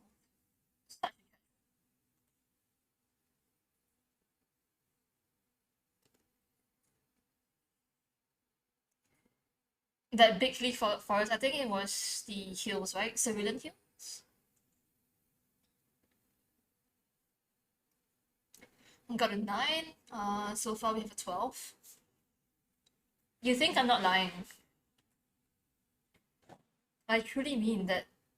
I truly agree that watching Crimson stream and that watching him basically on stream is what the viewers want. And as streamers, you should need to give the people what they want.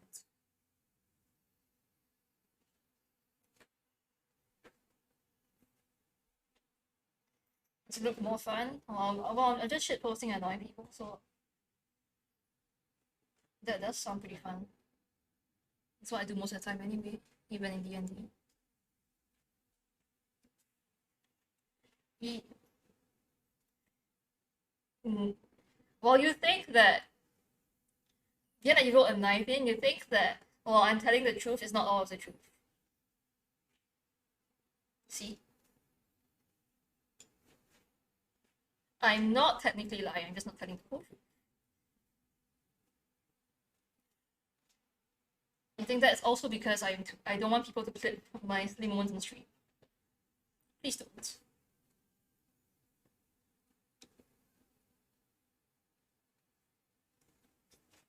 Which might as well basically get an invitation for people to start doing that, right?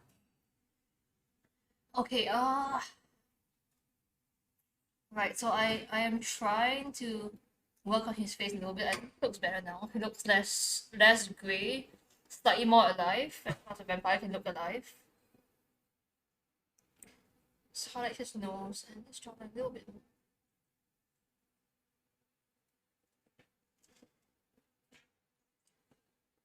Just because I'm correct doesn't mean I'm right.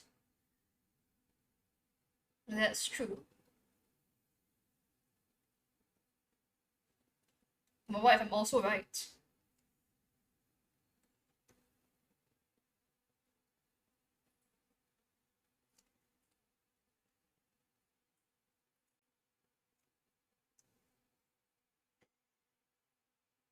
It's not like someone's gonna use it as blackmail, right, Crimson? It's the worst that could happen.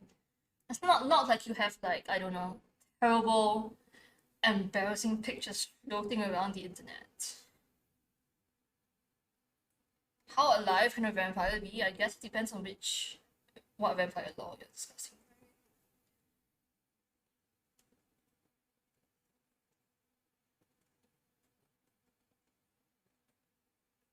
And it is coming close to PM, which means I should be wrapping up, at least for the painting skin part of the stream, because I told myself that I don't want to spend too much time on painting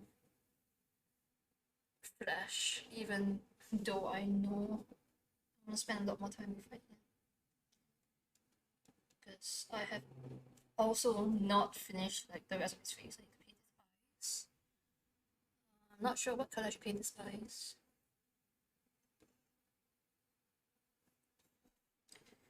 But since we decided I'm gonna paint his coat in navy blue, I think that's a fairly easy part to work on. I'm gonna jump straight to that.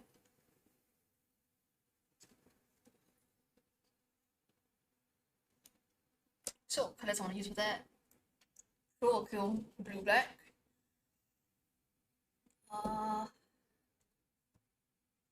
Navy blue tends to be very dark. I like the more saturated kind of denim color that you can get with navy blue. So let's go for the navy blue, almost denim. And which means that if I want my highlight color to be something that's saturated and not super gray, even if it's dark. So I'm just gonna do something that I have been doing way too often and cheat. So I'm gonna be pulling out my transparent blue, which is a gorgeous ultramarine blue. And a little bit of transparent purple. Actually, no, transparent purple. Let's go with the blue black for the shadows. And I'm gonna change brushes because this brush is nice, but it's a little too small for working with what I'm gonna be doing, which is applying paint like I'm applying sauce. Or not, I don't know.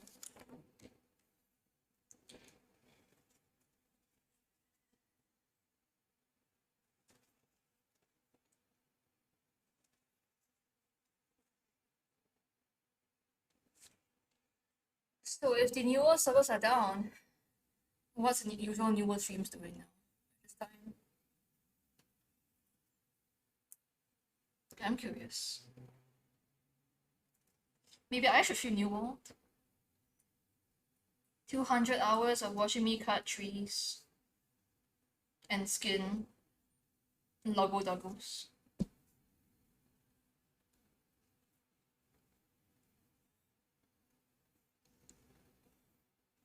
So transparent blue, as you can tell, looks almost black.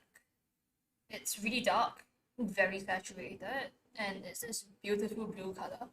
So given that I've already pre-shaded the coats, you can tell, right? It's definitely some shading going on there. If I apply the transparent blue straight on directly, you're gonna get this amazing blue color. So watch carefully. Is it gonna be a navy blue? No, not at first, but we can work that out. So I'm gonna apply it straight up to the highlight. And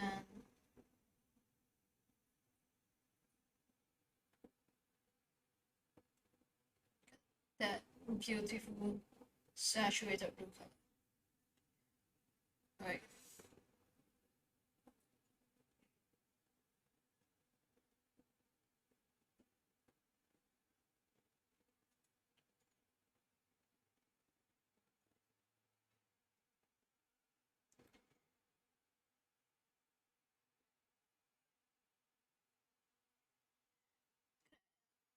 It's such a vibrant, almost electric blue.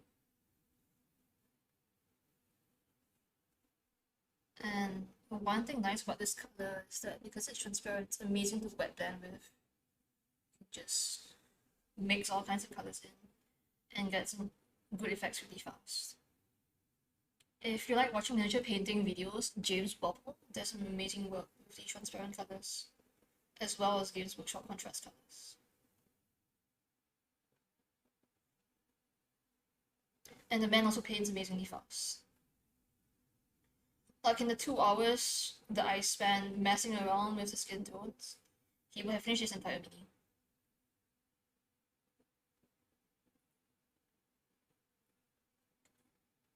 I have no idea how he does that. Magic, I would say.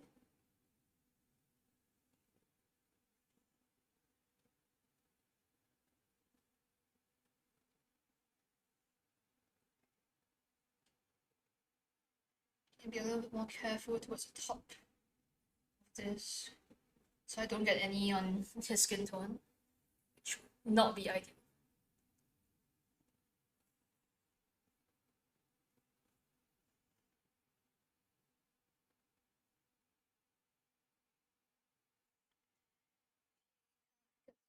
The side of his back and arm first.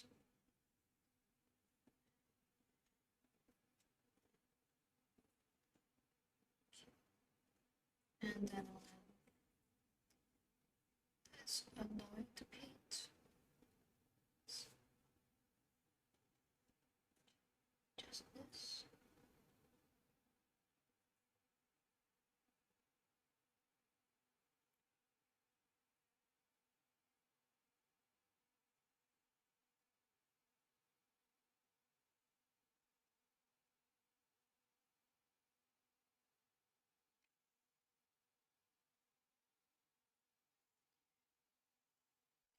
So anyway, if you guys enjoy playing New World, Bad Manner is one of my guildmates in New World, and he is the best archer that I have met. Like seriously, no matter what game I play with him, he's an amazing archer.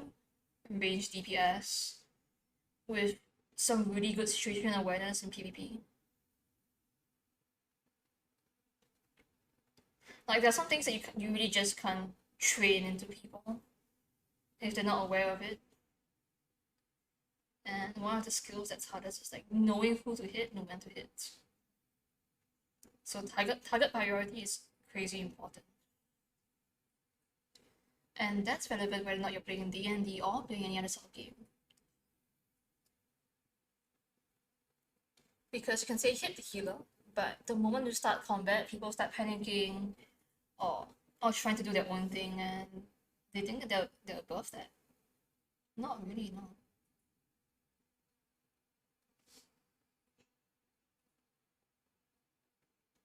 You don't win combat by hitting everyone that walks in front of you.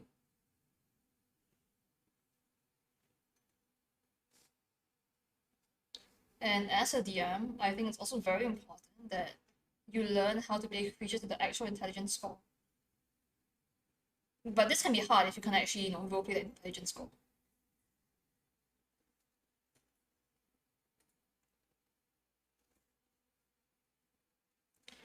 Like, it might get you the highest damage done per round, but that doesn't matter when your teammates are all dead.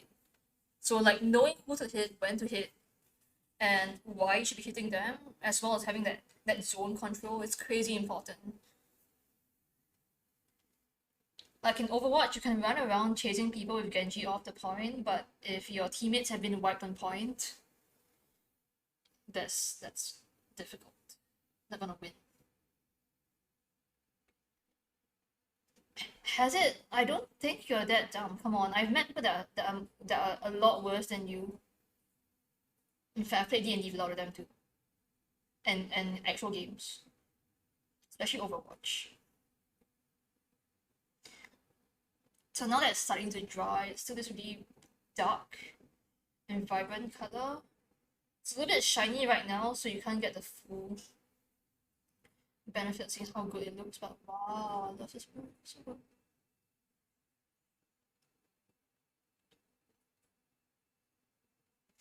Overwatch, is this for intelligence requirement? Oh no, neither does League of Legends, does it? Or World of Warcraft. Because let me tell you, having played with people in World of Warcraft, the people that think they are gods because they are DPSing ads when you need to rush DPS on a boss, it's way too high. It's like over 9,000.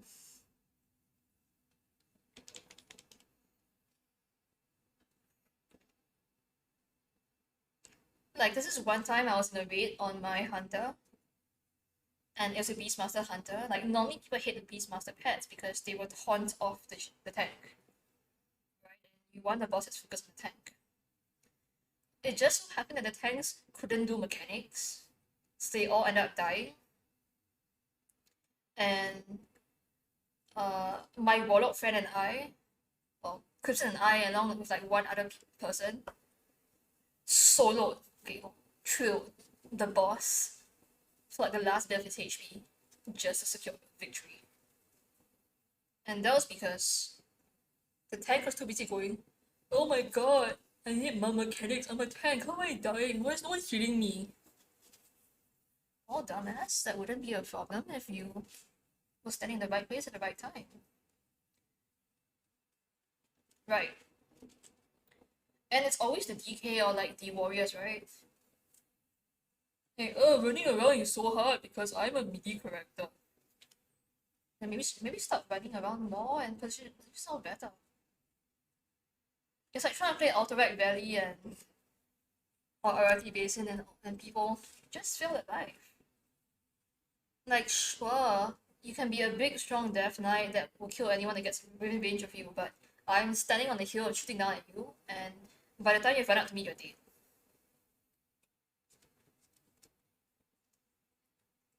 Hello, Count Von Zarevich. You are just in time to see me painting a vampire. Not Strahd, but a vampire nonetheless. The blueberry is the demon pet that he was using as a warlock. It's a friend. Yes, we call it blueberry. If you play Dota, you will know it as Enigma.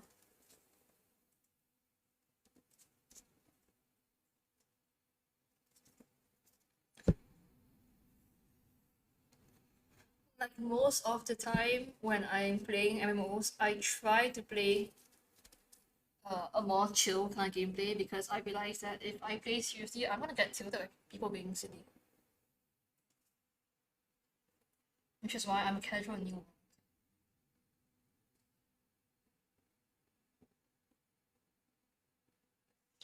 Okay, so this blue black is kind of nice. Kind of reminds me of this almost greenish black color, like cool black. So right now I'm taking that blue black and blending it into the shadows. Saturate that.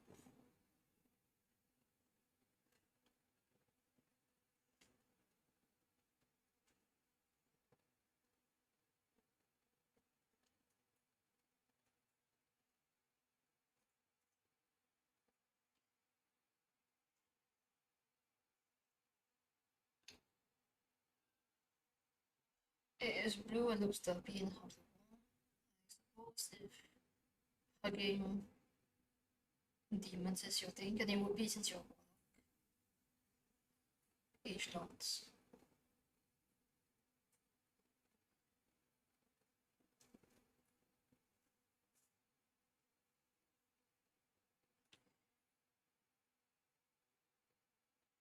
So the other reason I wear gloves on stream, you can tell right now, is because I'm getting paint all over my hands from opening that bottle just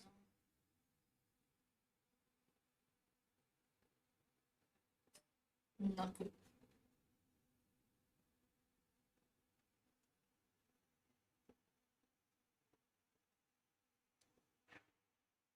And the nice thing was that working with the transparent blue is that I can add a bit of transparent blue to any color that I'm using on this miniature, and it will look like it's the correct color because it will blend.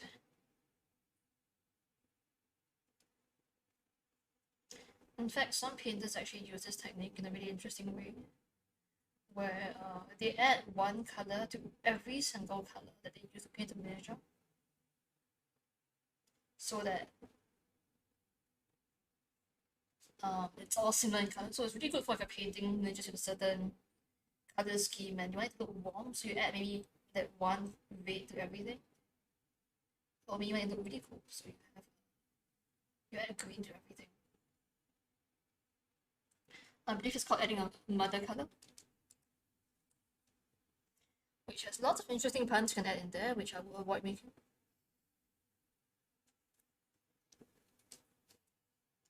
Miniature paints need to be removed from clothes. No, they are not. So I took a bit of that olive flesh and I'm adding that right now to the transparent blue. I'm gonna get a much brighter blue right now.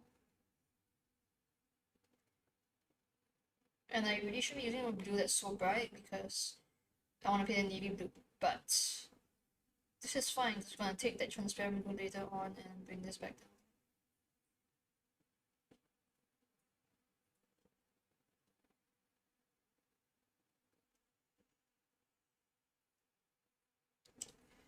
The only paint that is worse than miniature paints removed from clothes is this black ink that we used to use for Chinese ink painting in school. It was just the worst. Because the only way to remove it was to wash your clothes with like rice water. That's the only thing that you would bond to.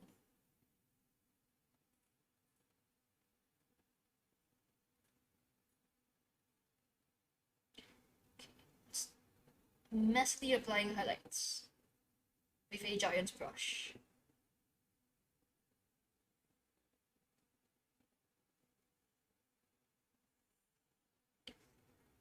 Poof.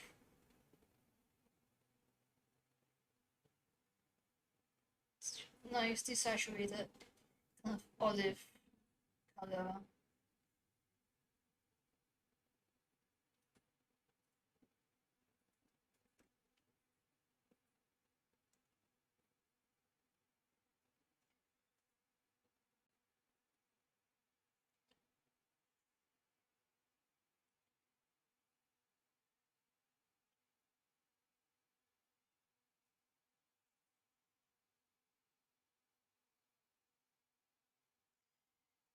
But I've actually not been playing much PvP games recently because I get bored of PvP. It's not because I don't enjoy PvP, but I get bored of dealing with stupid teammates, right? There is only so much stupid that you can handle in a week.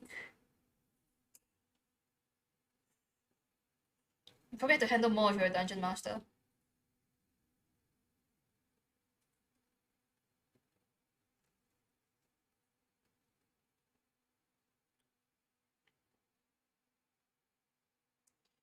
And for me, most of that quota is used up when I'm talking to Crimson, so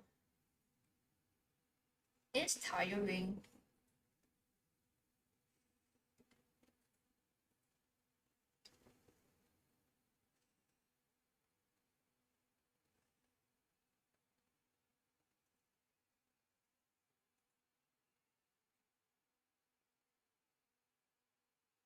What is that? What is that upside down frowny face? You know it.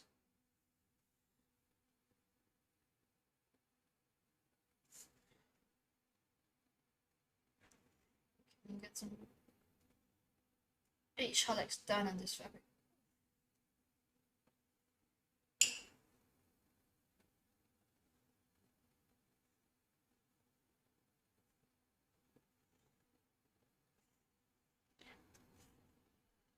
Oh, growl atop the tiger by someone. Interesting. Epic music. Okay. So right now, I would say that it looks like a pretty nice blue. I wouldn't say it goes so far as it looks like a navy blue. I need to bring that blue back down overall.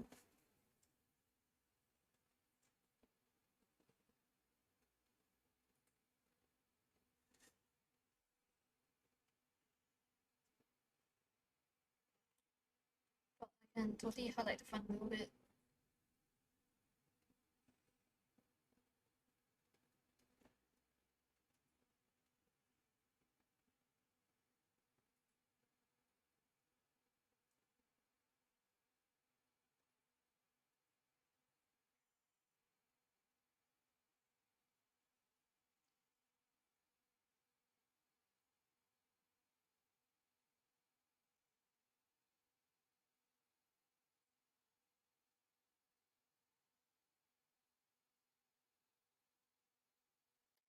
So back when I was playing DDO, I used to know this guild leader who would organize weekly raids, at least once a week, sometimes twice a week, to teach people how to play the raids in the game.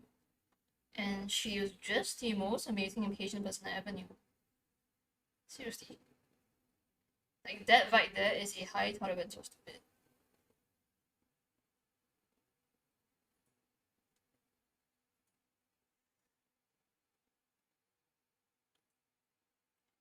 She was also Swedish, so we joked that. No, I think she's Swiss, in fact.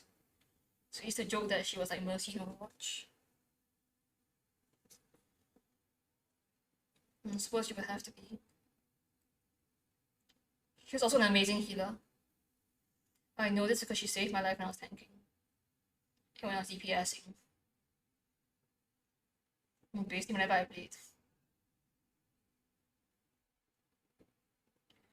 And if you know how I play in DDO, you know that I tend to pick really tanky, very self-sufficient classes.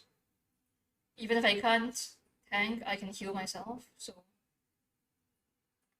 if I start dying, you're gonna have a bad time, in general. But she would always cope with it, while teaching everyone like how to play the raid, and that's really impressive. It takes amazing raid mechanic knowledge.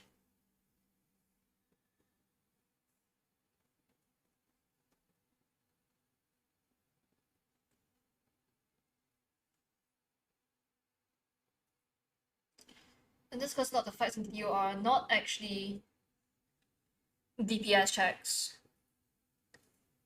They are raid mechanic checks. They are don't stand in fire or you will die whatever HP you have.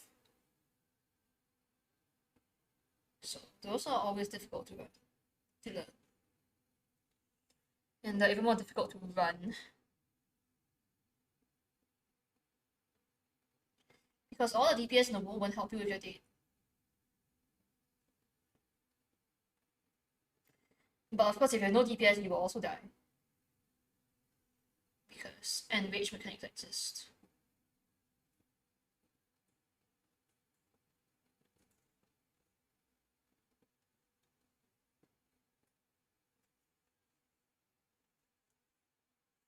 The blue is nice, isn't it? I quite like how it's looking so far.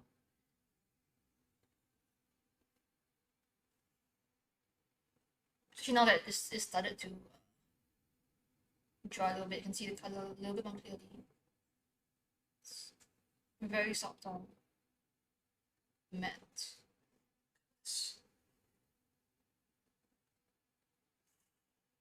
It's gonna close up. This is work. Can you guys see it clearly? There we go.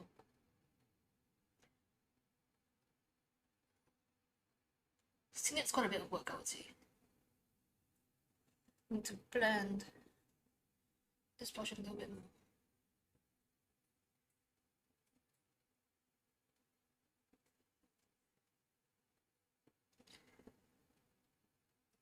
Okay, but I think that I need to darken this part a little bit more. Maybe hit the edges a bit more for highlights.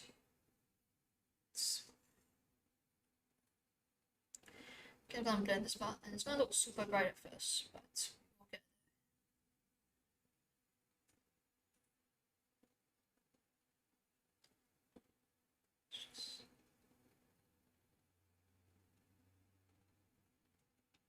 And on the top half of this part. And like it kind of looks terrible at first because it's such a bright color.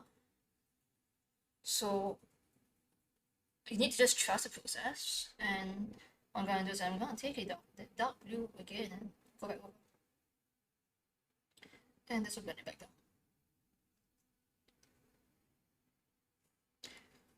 A lot darker.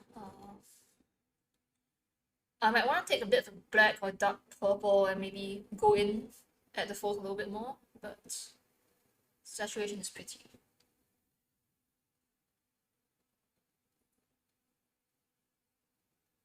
There we go. Get that blue.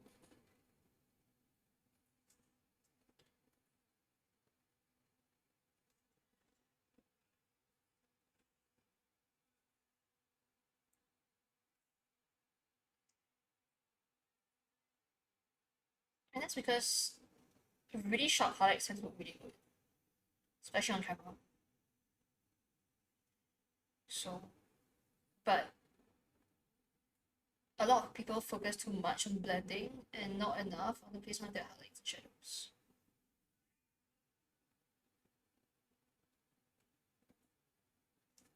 So there are lots of things that I can cheat and that will look okay because I put in some nice highlights there. So like right now, I've highlighted this part a lot. You can tell, right? So there's this bright highlight on his back. And I don't just want to darken it, I want to desaturate that. So I'm taking a bit of the blue, black, and the transparent blue and going into shade.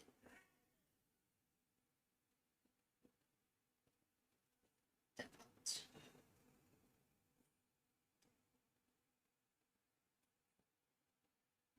Shrunk the highlight.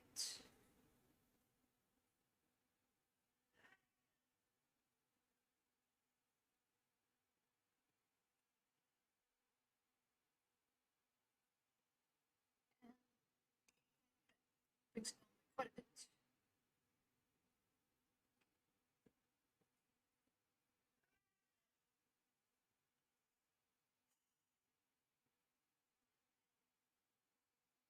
So finally it's pretty bright blue. Very saturated. But if you look at the contrast next to his skin has so much shadowing and highlights compared to the area around it. So I would definitely need to take a smaller paintbrush and go in there and do some super sharp, super bright highlights so I can draw attention to the area. I don't want to cry because I painted over my skin. So I'm kind of just placing some of the olive flash in there, which I'm currently using the brightest color.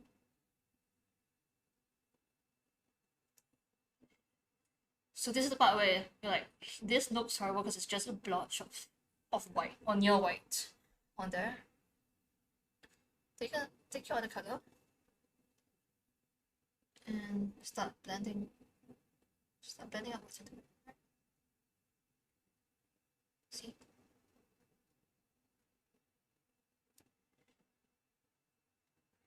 And now looks like a blotch of blue. Mission successful.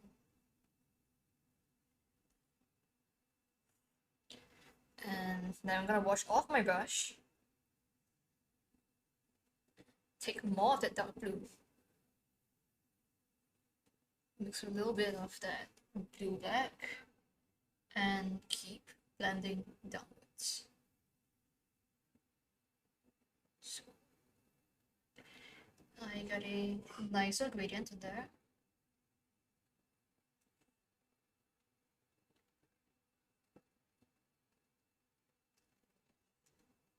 Also managed to hit my brush against his hand, which is really annoying.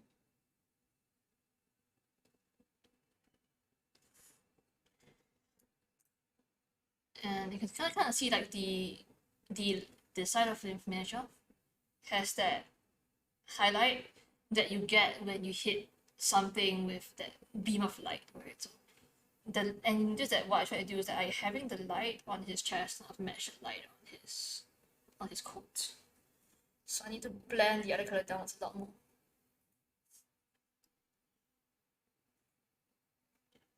One of my friends, Junebug, loves this part of working with miniatures the most. She loves blending so much. It's her favorite thing to do in a miniature. For me, my actual favorite thing to do is highlights. Because I feel that that's the part of the miniature where it finally starts to come together and starts to actually look like what you wanted it to look like.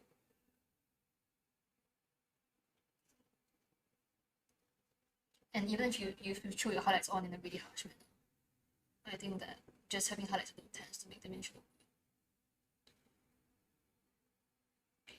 Now, can we get some focus on this boy? Come on, show us the abs. There we go. You're starting to see some of the color that's around him. Definitely what you need to do as well at this point is you need to go in and kind of define the edges of what you're painting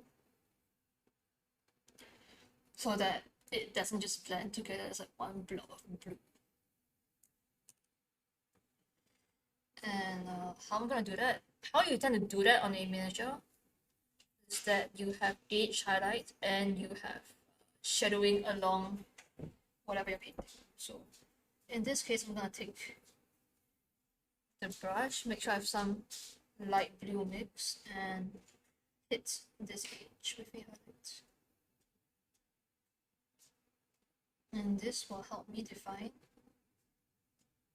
the edge of his blue hooks and make sure that I don't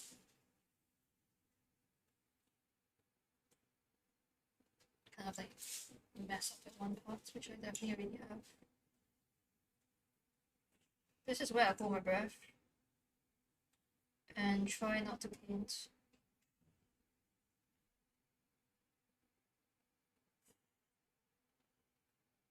onto the flesh.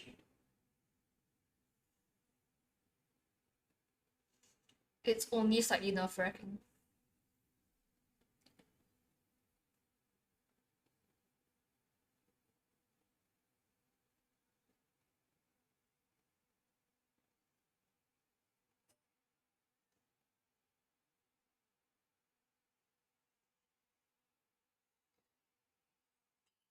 Focus. There we go. Now you can definitely see some highlighting on there.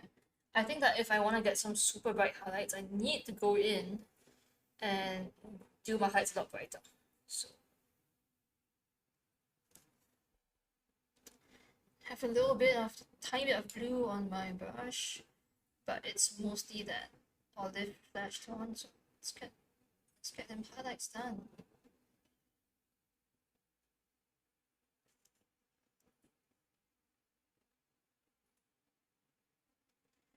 Also, you will learn that as you get better at miniature painting, it's not just about using the tip of your brush.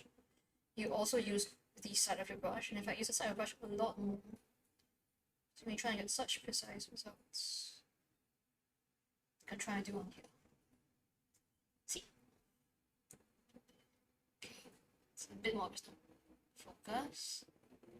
You see, I've added like the line to the side of his.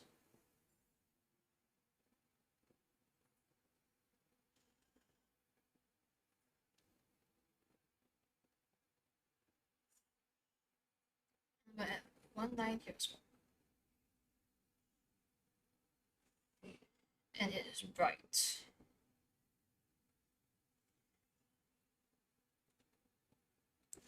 Honestly, don't worry about going too bright on your highlights, because it's easier to darken them than it is to bring dark highlights up.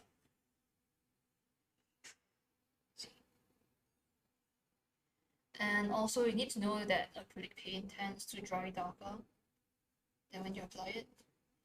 So don't spend too much time getting a perfect blend when the paint is still wet, only to find that it looks really dark and not saturated when it's dry.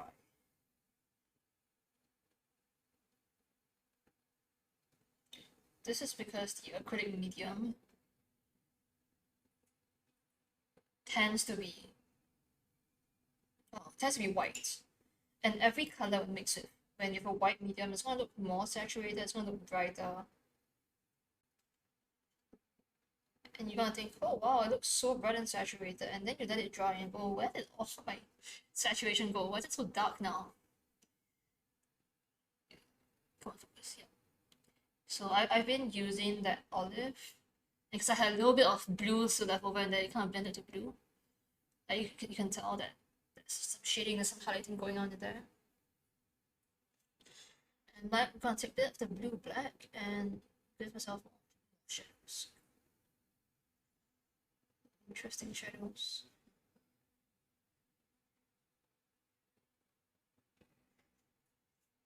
And blend the two by a little tiny bit of blue. So that the blue being so translucent really helps you. because I can just run it over the edge and it blends naturally. So when you're trying to blend and you try to put a color over another color, it's more like adding a filter. So if I have white and black and I keep putting transparent layers of transparency or color gels or whatever between the white and black, the closer they're going to look in color eventually, because it filters light away from the eye. Alright, looks good. Now for the back. So the front looks reasonable.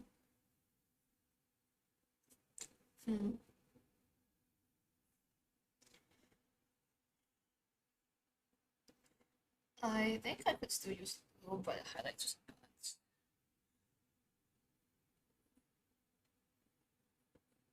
But for me, this is the hardest part because I don't paint humanoid or creature miniatures really often. Like most of actually what I've been painting for years is just terrain, also terrain and terrain. You want that code IRL? Don't we all?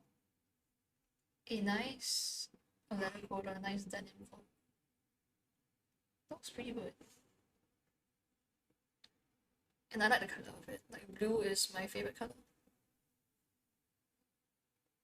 Though my actual favorite shade is not blue, it's more of teal or turquoise.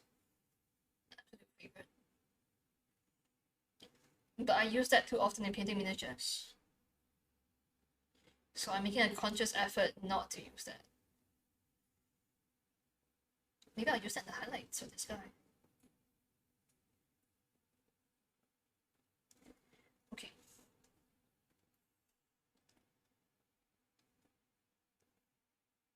Right, that's a life for DM. You're painting monsters most of the time. But I've actually been avoiding painting monsters. And I have been painting like NPCs instead recently. I've been painting a lot of dead bodies. So many dead bodies. I am like the world's top expert on painting dead bodies right now. If my player characters ever massacre a town, I am well prepared to massacre them, of course. But you know, there'll be lots of dead bodies to show where people die. Huge benefits.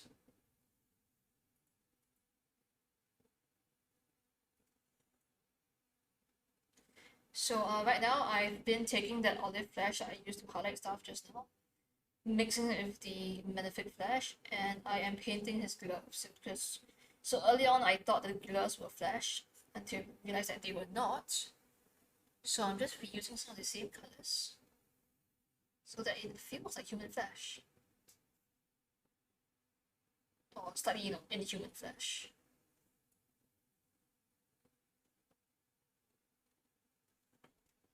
Red War. Look, with the amount of terrain I've been painting and everything else, I think I could almost create a city of Malmaster in diorama form. And you could actually have, a Red War table map where you point out the NPCs where they're supposed to go. And tell the parties, hey, incoming enemies to this area. I need your help. Okay, but instead of using the purple flash shadow as my shadow, I'm gonna use the blue black.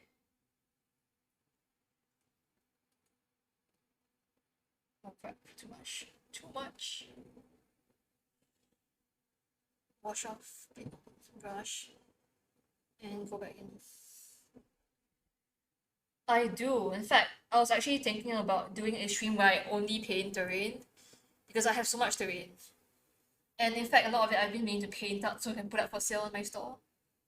But as you can tell, my backlog is kind of growing with no end in sight.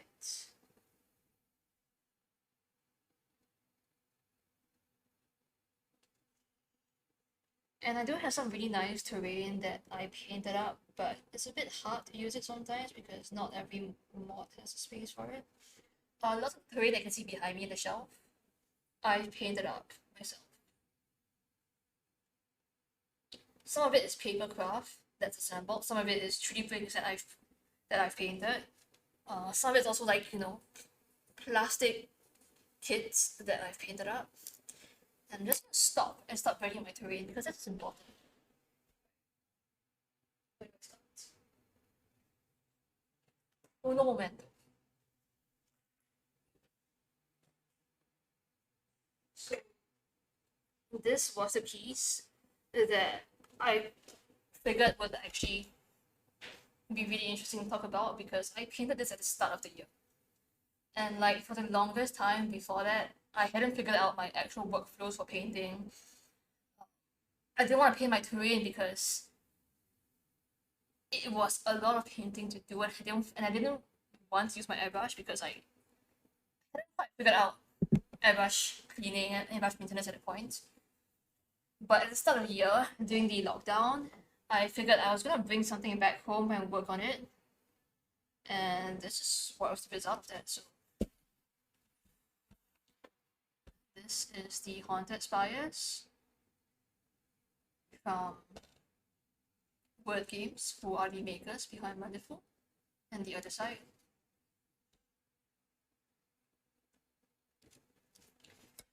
So it's interesting. It's like actually a modular piece. This is the rooftop. I would argue that I can paint better than this now, but honestly, I'm just so proud I got that done. That I need to show it off a little bit. There's one piece in this that keeps breaking off and it has kind of disappeared to the Ada. And right now it's super shiny because I threw a gloss varnish coat on it. And I need to matte that down with a matte varnish, but I've not gotten around to doing that yet. So this is all. So it's pretty solid. I definitely try to do more weathering in this. You can tell the stones are pretty interesting colors. I don't like painting grey stone. And there was a lamp here, which has broken off because people kept bumping into it. And I think I see it inside. Is it inside? There we go.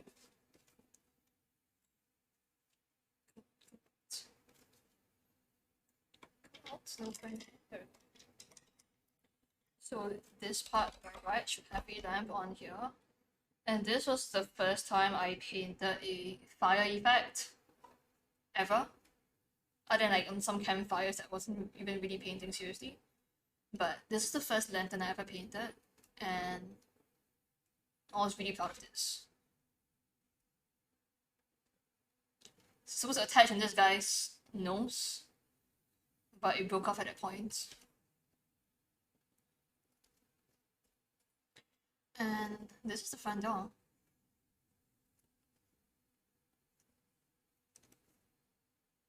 Yeah, I like it too. It's super quirky. It's such a unique piece of terrain that even on the table you can recognize it from super far away.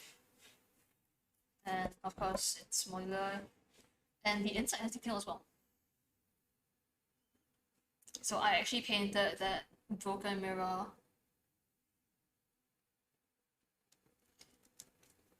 And the terrain has this yellowish greenish stone. And there's claw marks on the walls. Right? Proper abandoned house. So check out the mirror. Look at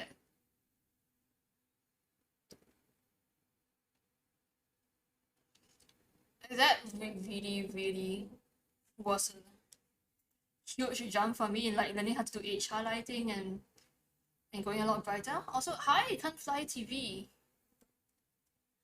Hello. I'm glad to have you with us. I'm just showing off a bit of terrain instead of actually working on my vampire like I'm supposed to. So yeah, check it out.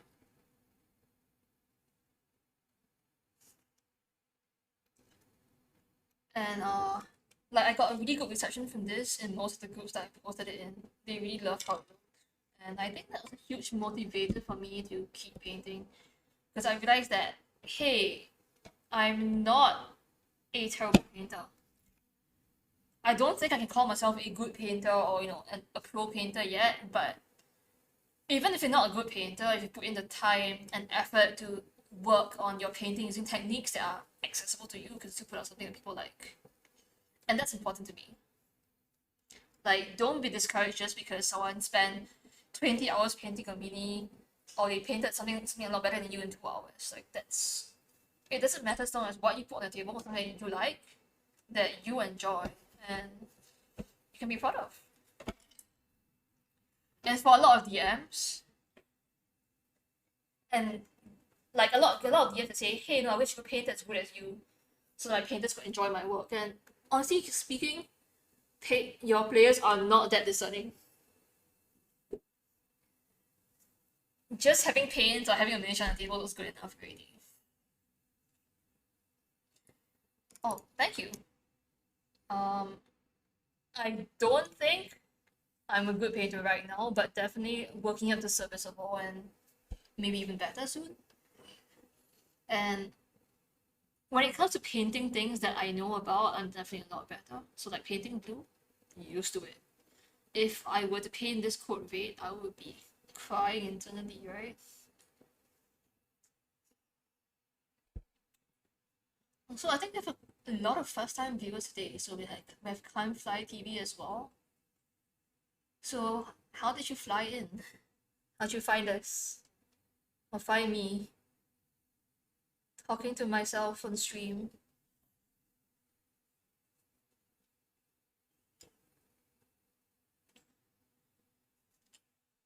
Get a little bit more of that.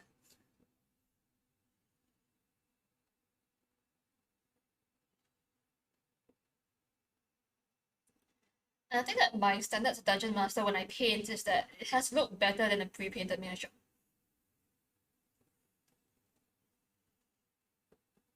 Like, that's the only requirement that I set for myself. It has to look better than if it was pre-painted.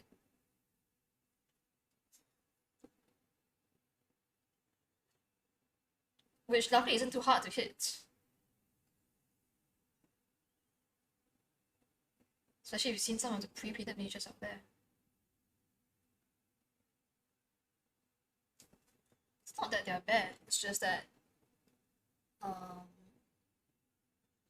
they tend to be at a standard of, just throwing on a base coat and wash. And sometimes the colors can look really dull. So sometimes you want to have that a little brighter, a little more focus on the face of the miniature, because that's the most important part. Other than whether it looks good from far. Oh, thank you. I'm glad you enjoy watching me paint. That's actually a big compliment.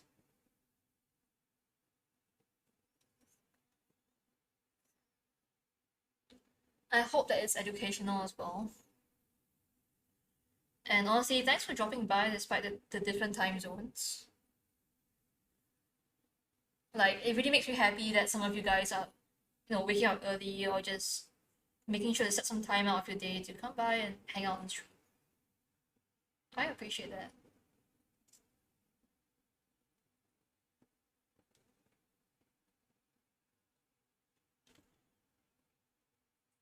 And it's really nice to connect with dungeon masters, D&D players more around the world, because we all have such interesting stories. Like, some of my best memories are playing D&D with people all around the world. And it's really cool that we all have that one hobby in common that we can all discuss.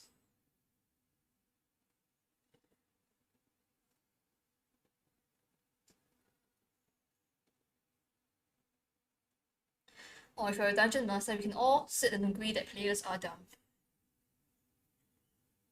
And not say shit to each other.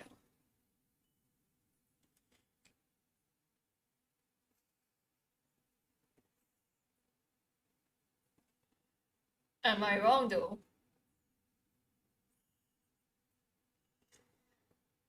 Like the hardest part sometimes for me isn't killing the players, right? It's letting them succeed while they think that they actually made their way out of there, and I was doing my best to keep them alive. Like, I think it takes actual skill to not kill people and make them feel like, oh, that was all my hard work.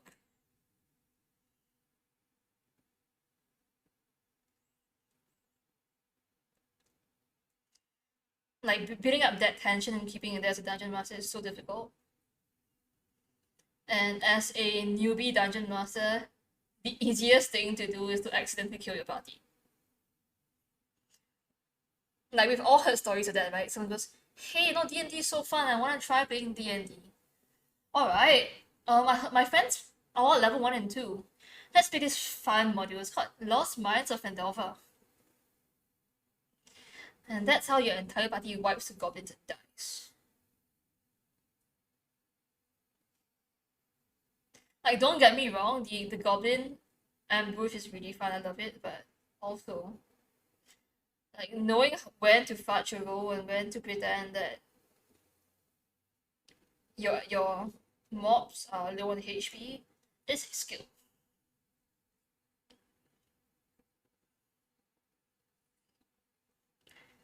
And for me, it's also a skill when I try not to laugh at players for saying something that's incredibly silly. Which is the main benefit of DMing online sometimes, when they can't see your face.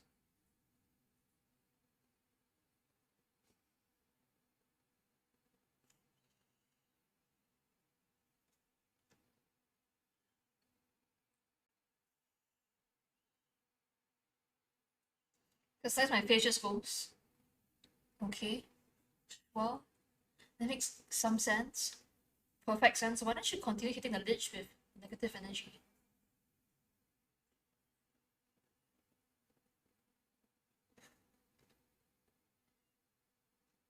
And apparently among my friends, I am known for the face of disapproval.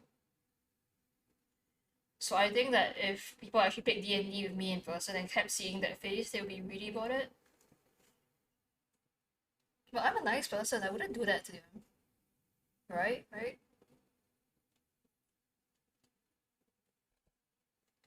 What do you mean I roll my eyes off screen? I roll my eyes on screen all the time, normally when you say something.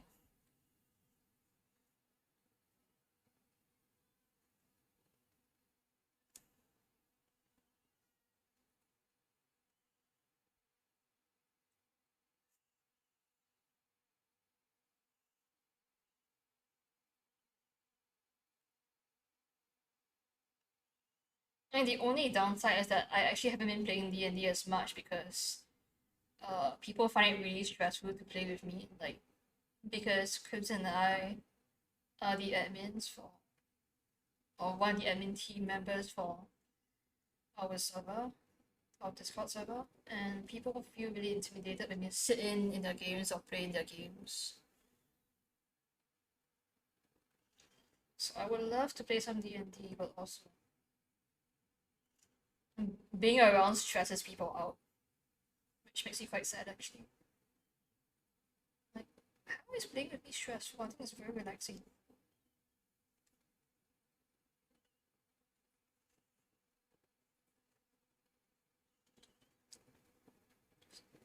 Like, if I were the DM, then I can understand if people feel stressed. You know, I'm not the DM, so why are you panicking? Sense, it makes none.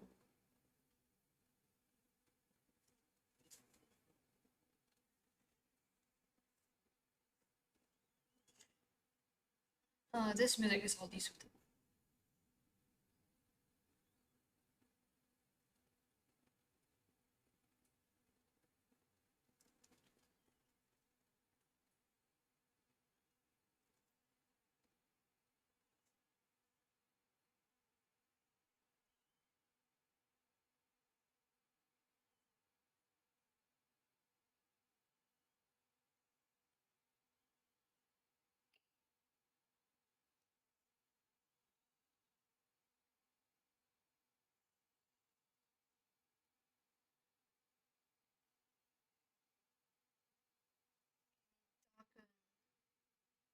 Inside his cuffs a little bit more.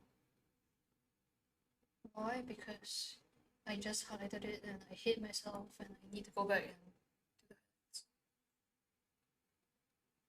the each highlight circle.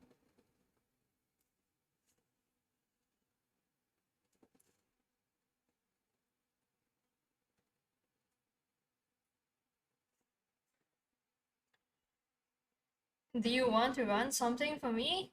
Hey, You just snuck into chat and you've been lurking in here, haven't you? House spy.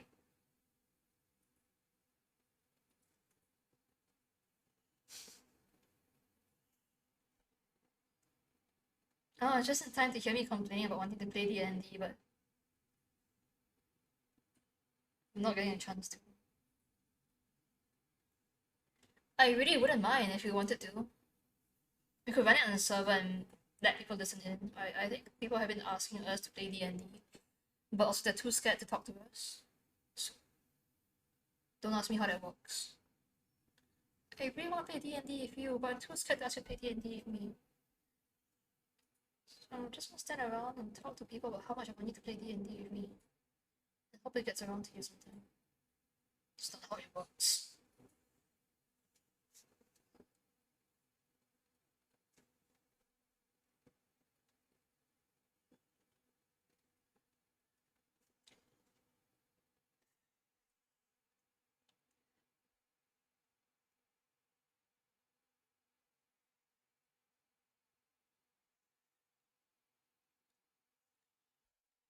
Oh, anyway, I heard that you were asking us as well about the experience packs that we're gonna have in the studio to rent out to DMs.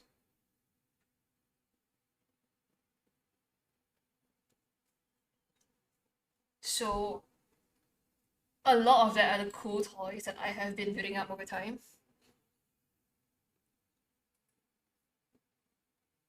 Including, but not only, my smoke machine, which is really cool. It's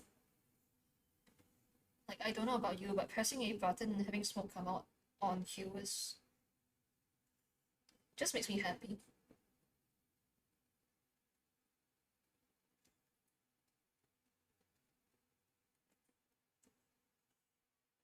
Yeah, it's like a smoke machine. And then I'm gonna and add my sound bar as well. And we are tweaking it so that the smoke machine can be controlled by an app on your phone. And if that's not cool, I don't know what is. So you'll be able to trigger your sound effects through an app that also controls the smoke machine.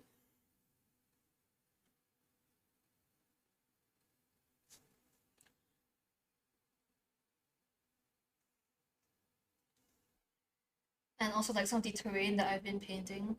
For example, if you want to do a village massacre scene, I am well prepared for that. I can be like, here, you know what, have 50 dead bodies. They're all painted differently. Because sometimes you really want to make sure that every dead body is different. Or like, hey, you know that NPC I painted up that was really nice that you guys kept talking to the last game and wanted to come back and visit? Well, I just bought this new module and it's a murder mystery, so here, look, a dead body.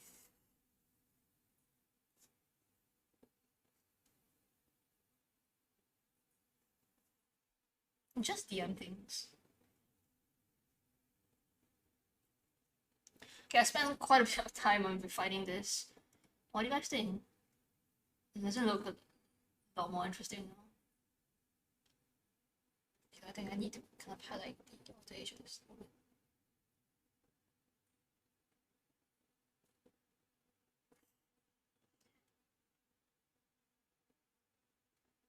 Like, I think the only part I'm still not quite happy with is like, see this one transition here between the dark and the light.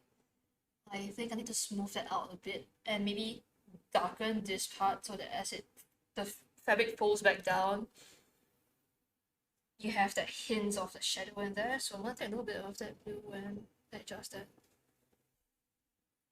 Oh, thank you. Thank you, thank you. My ego will just grow.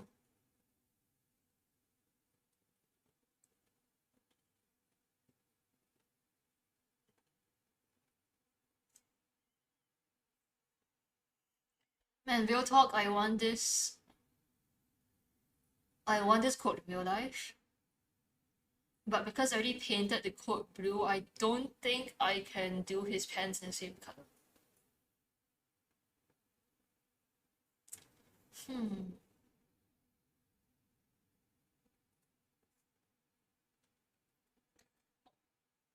should I do like a purplish brown? Because I'm quite sure I could buff out a purplish brown. It's just to see how well it works. Let's see. So I have that Malefic Flesh, which is a pretty nice brown in the first place. And I have that blue-black, so let's do this.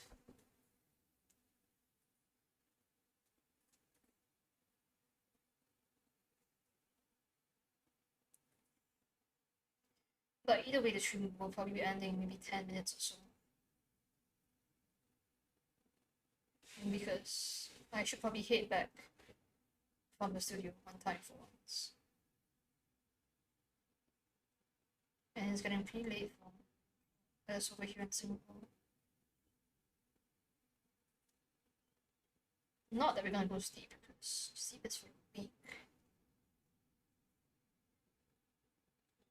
Let me take a little bit of that pale flash though, since I didn't really use it just now. So bright. Ah, my eyes. Saturation.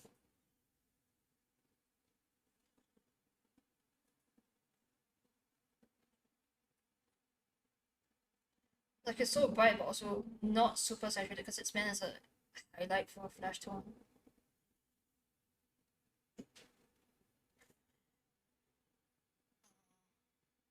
But right now, it kind of looks like he's not wearing pants, which might be marketable.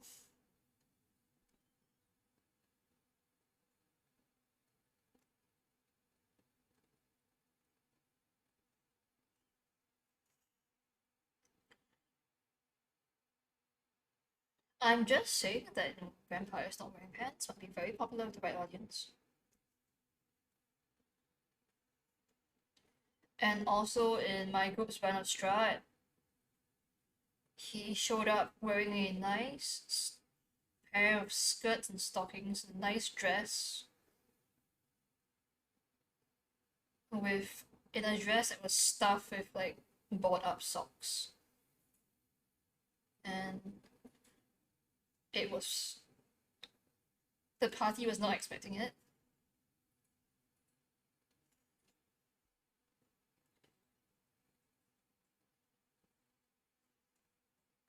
So that was pretty funny. So I ended up using a bit of that blue-black in there because I thought that would be pretty good.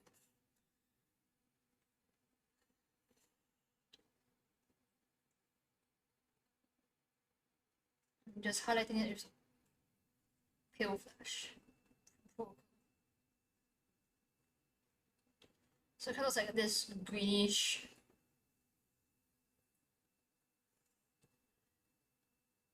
weathered leather pants.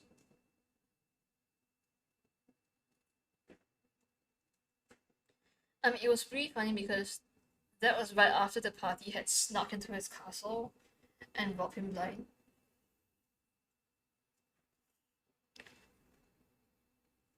Entirely on my character suggestion. And of course, Strat shows up. Like, who are these idiots who decided that my castle was a great place to rob when I was away because they went past me going, hey Strat, bye Strat, we'll see you for dinner soon. And then just rob him blind while he was chasing after Esmeralda.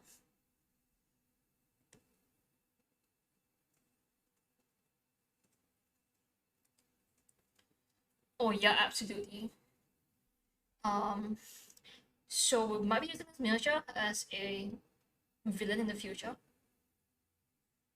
And we also feel like vampires are really powerful enemies, but especially in 5th edition, it can be hard to play them right and they just end up being beaten up by every adventuring group. So you want to talk a little bit about some fun ways you can use vampires, whether it's Strahd or any of his other friends. And I hope that that'll be useful to you guys, if you can tune in.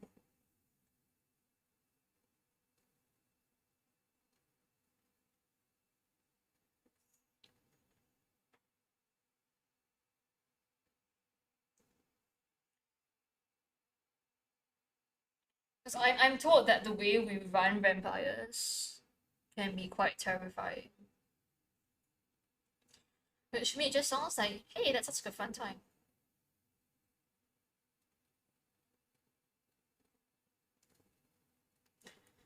Yeah, see, modified 2E is an issue.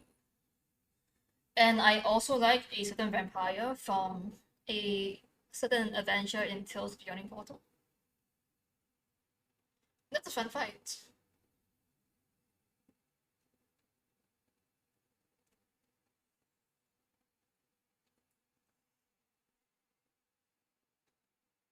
For a strat, well, see, if they went in with all the artifacts you're supposed to get in Curse of Strahd, it's no surprise that he gets wrecked, right? Because that's what those artifacts are intended for. To give Strahd a bad day. Yeah, see, expected.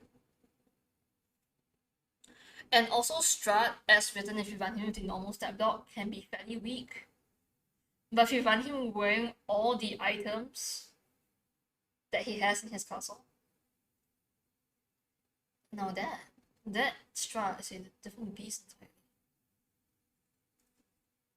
entirely. And we did that fairly recently.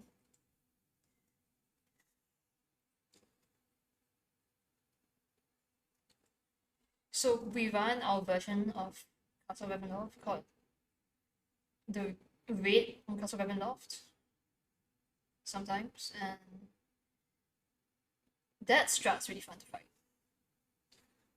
If you guys ever get a chance to experience it, I suggest you do. It is a once in a lifetime experience, not because you die.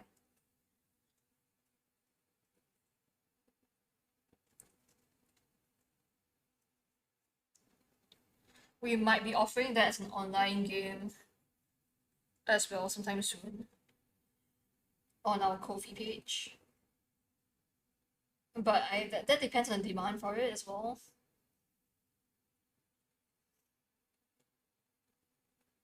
Because it's a really complicated method of running the fight. It takes quite a lot of effort. And we put in a lot of time in R&D just getting the fight right.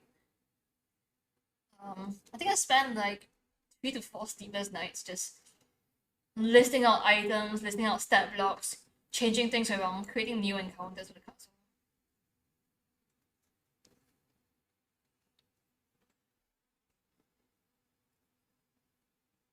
Uptime. So I did say that the stream was supposed to end, right? Okay, let me just finish this one last part. Just one more part, I think. Definitely just that one last bit.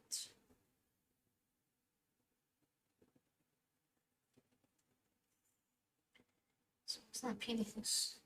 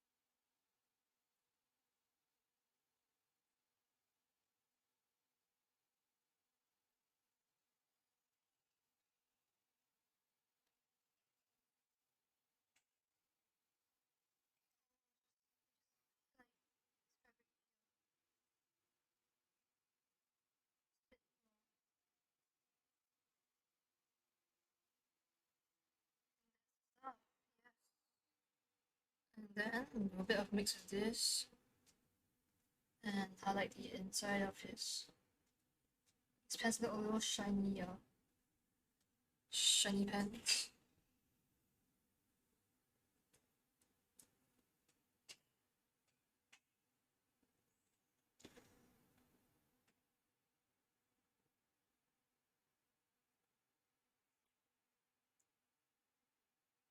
Since it's leather, one thing about leather is that you need to add a little bit of texture to it. So I am taking kind of like some teeny tiny dots. So it looks slightly uneven lines.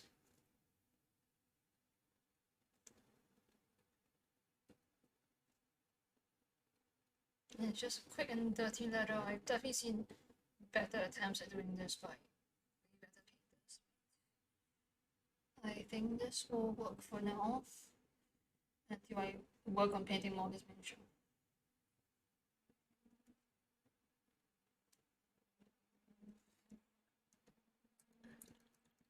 Let's get a lot of mini up close. Uno momento. Washing brush. Remember to wash your brush often and regularly while painting. And this will help you not end up with a expensive brush that ends up looking like, you know, a terrible hooked brush. You don't want that. No one wants that. Maybe brush manufacturers do, so you can buy more brushes. But that's why I swapped out the brush protector that I got when buying my brush and used my own brush protector. So they can take a lot more damage. And for my other brushes that I just need to dry and mess around with, I'm not too bothered by it because these brushes take a beating and keep on ticking. And once in a while, I just wash them with some brush soap and they're good. See? They look like this, but when you actually wet them, they can hold decent tips. Pretty good. Pro man, good brushes. Yeah, always wash. And make sure that after you wash, you dry your brush off with a napkin or something because you don't want that super wet brush going into your paint and mixing up your paint. Like most of the time I had issues with paint is because I didn't wash my brush off enough. What? Let's go. Close up on where we left off on him as it tries to focus. There we go. What do you guys think? Looks decent? Have I done enough justice to his abs? Or do you think he needs more highlighting on that? Maybe more on his face? Or as you can tell, like right now his legs are still a little bit messier. I could spend some time to definitely get that in. Right now it looks a bit too grey.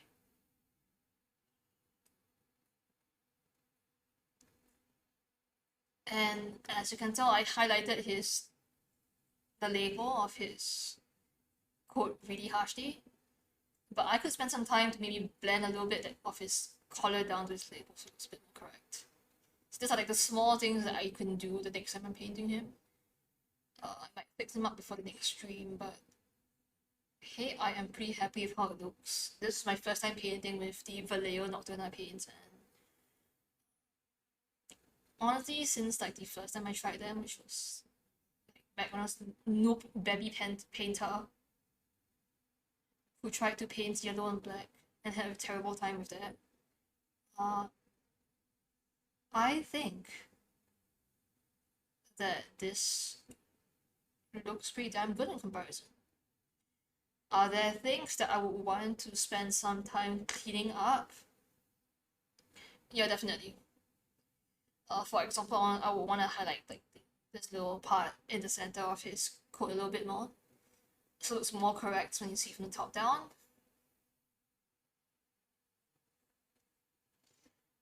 But the most important angle, which is this angle, right, looks decent. I'm probably gonna be crying a lot when painting that crucifix on him because I don't want to mess up my skin tones.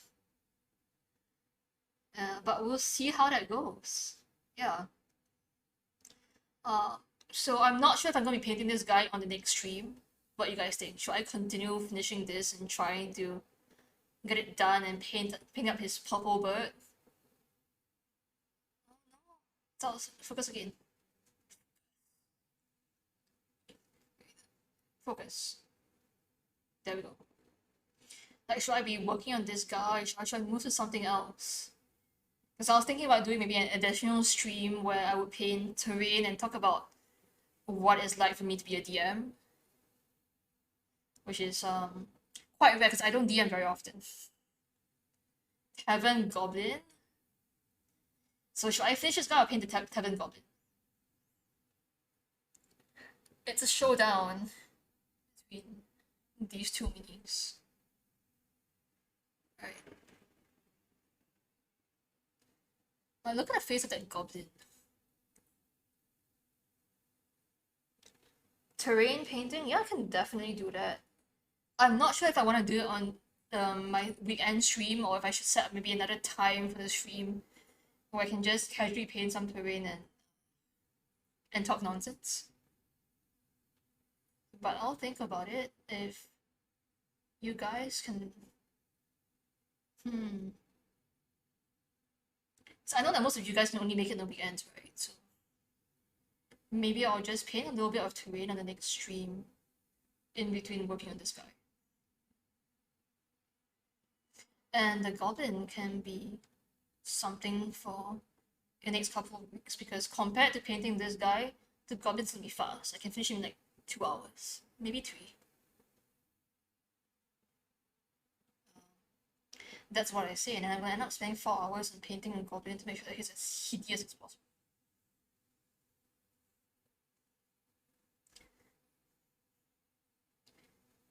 Okay, so I guess we'll see. I'll make the announcement on Facebook as well. So if you don't have us followed on Facebook, you want to follow us, probably be letting you guys know on Wednesday or Thursday after our midweek stream. But in the meantime, I'm done with the stream. So thank you so much for tuning in, and thank you as well to Everbeacon for providing us the sexy new webcam that lets me paint, shows everything in focus, and actually shows the color of what I'm painting really well. Like even compared to the document camera I was using, this is really good. I'm so happy. And thanks for support for the stream, everyone. Thanks for subbing. Even if you don't sub, follow us on social media, and maybe follow us on Twitch as well if you have not yet. Please do a follow check. Anyway, this is Jazion signing out. Thanks for being with us on stream.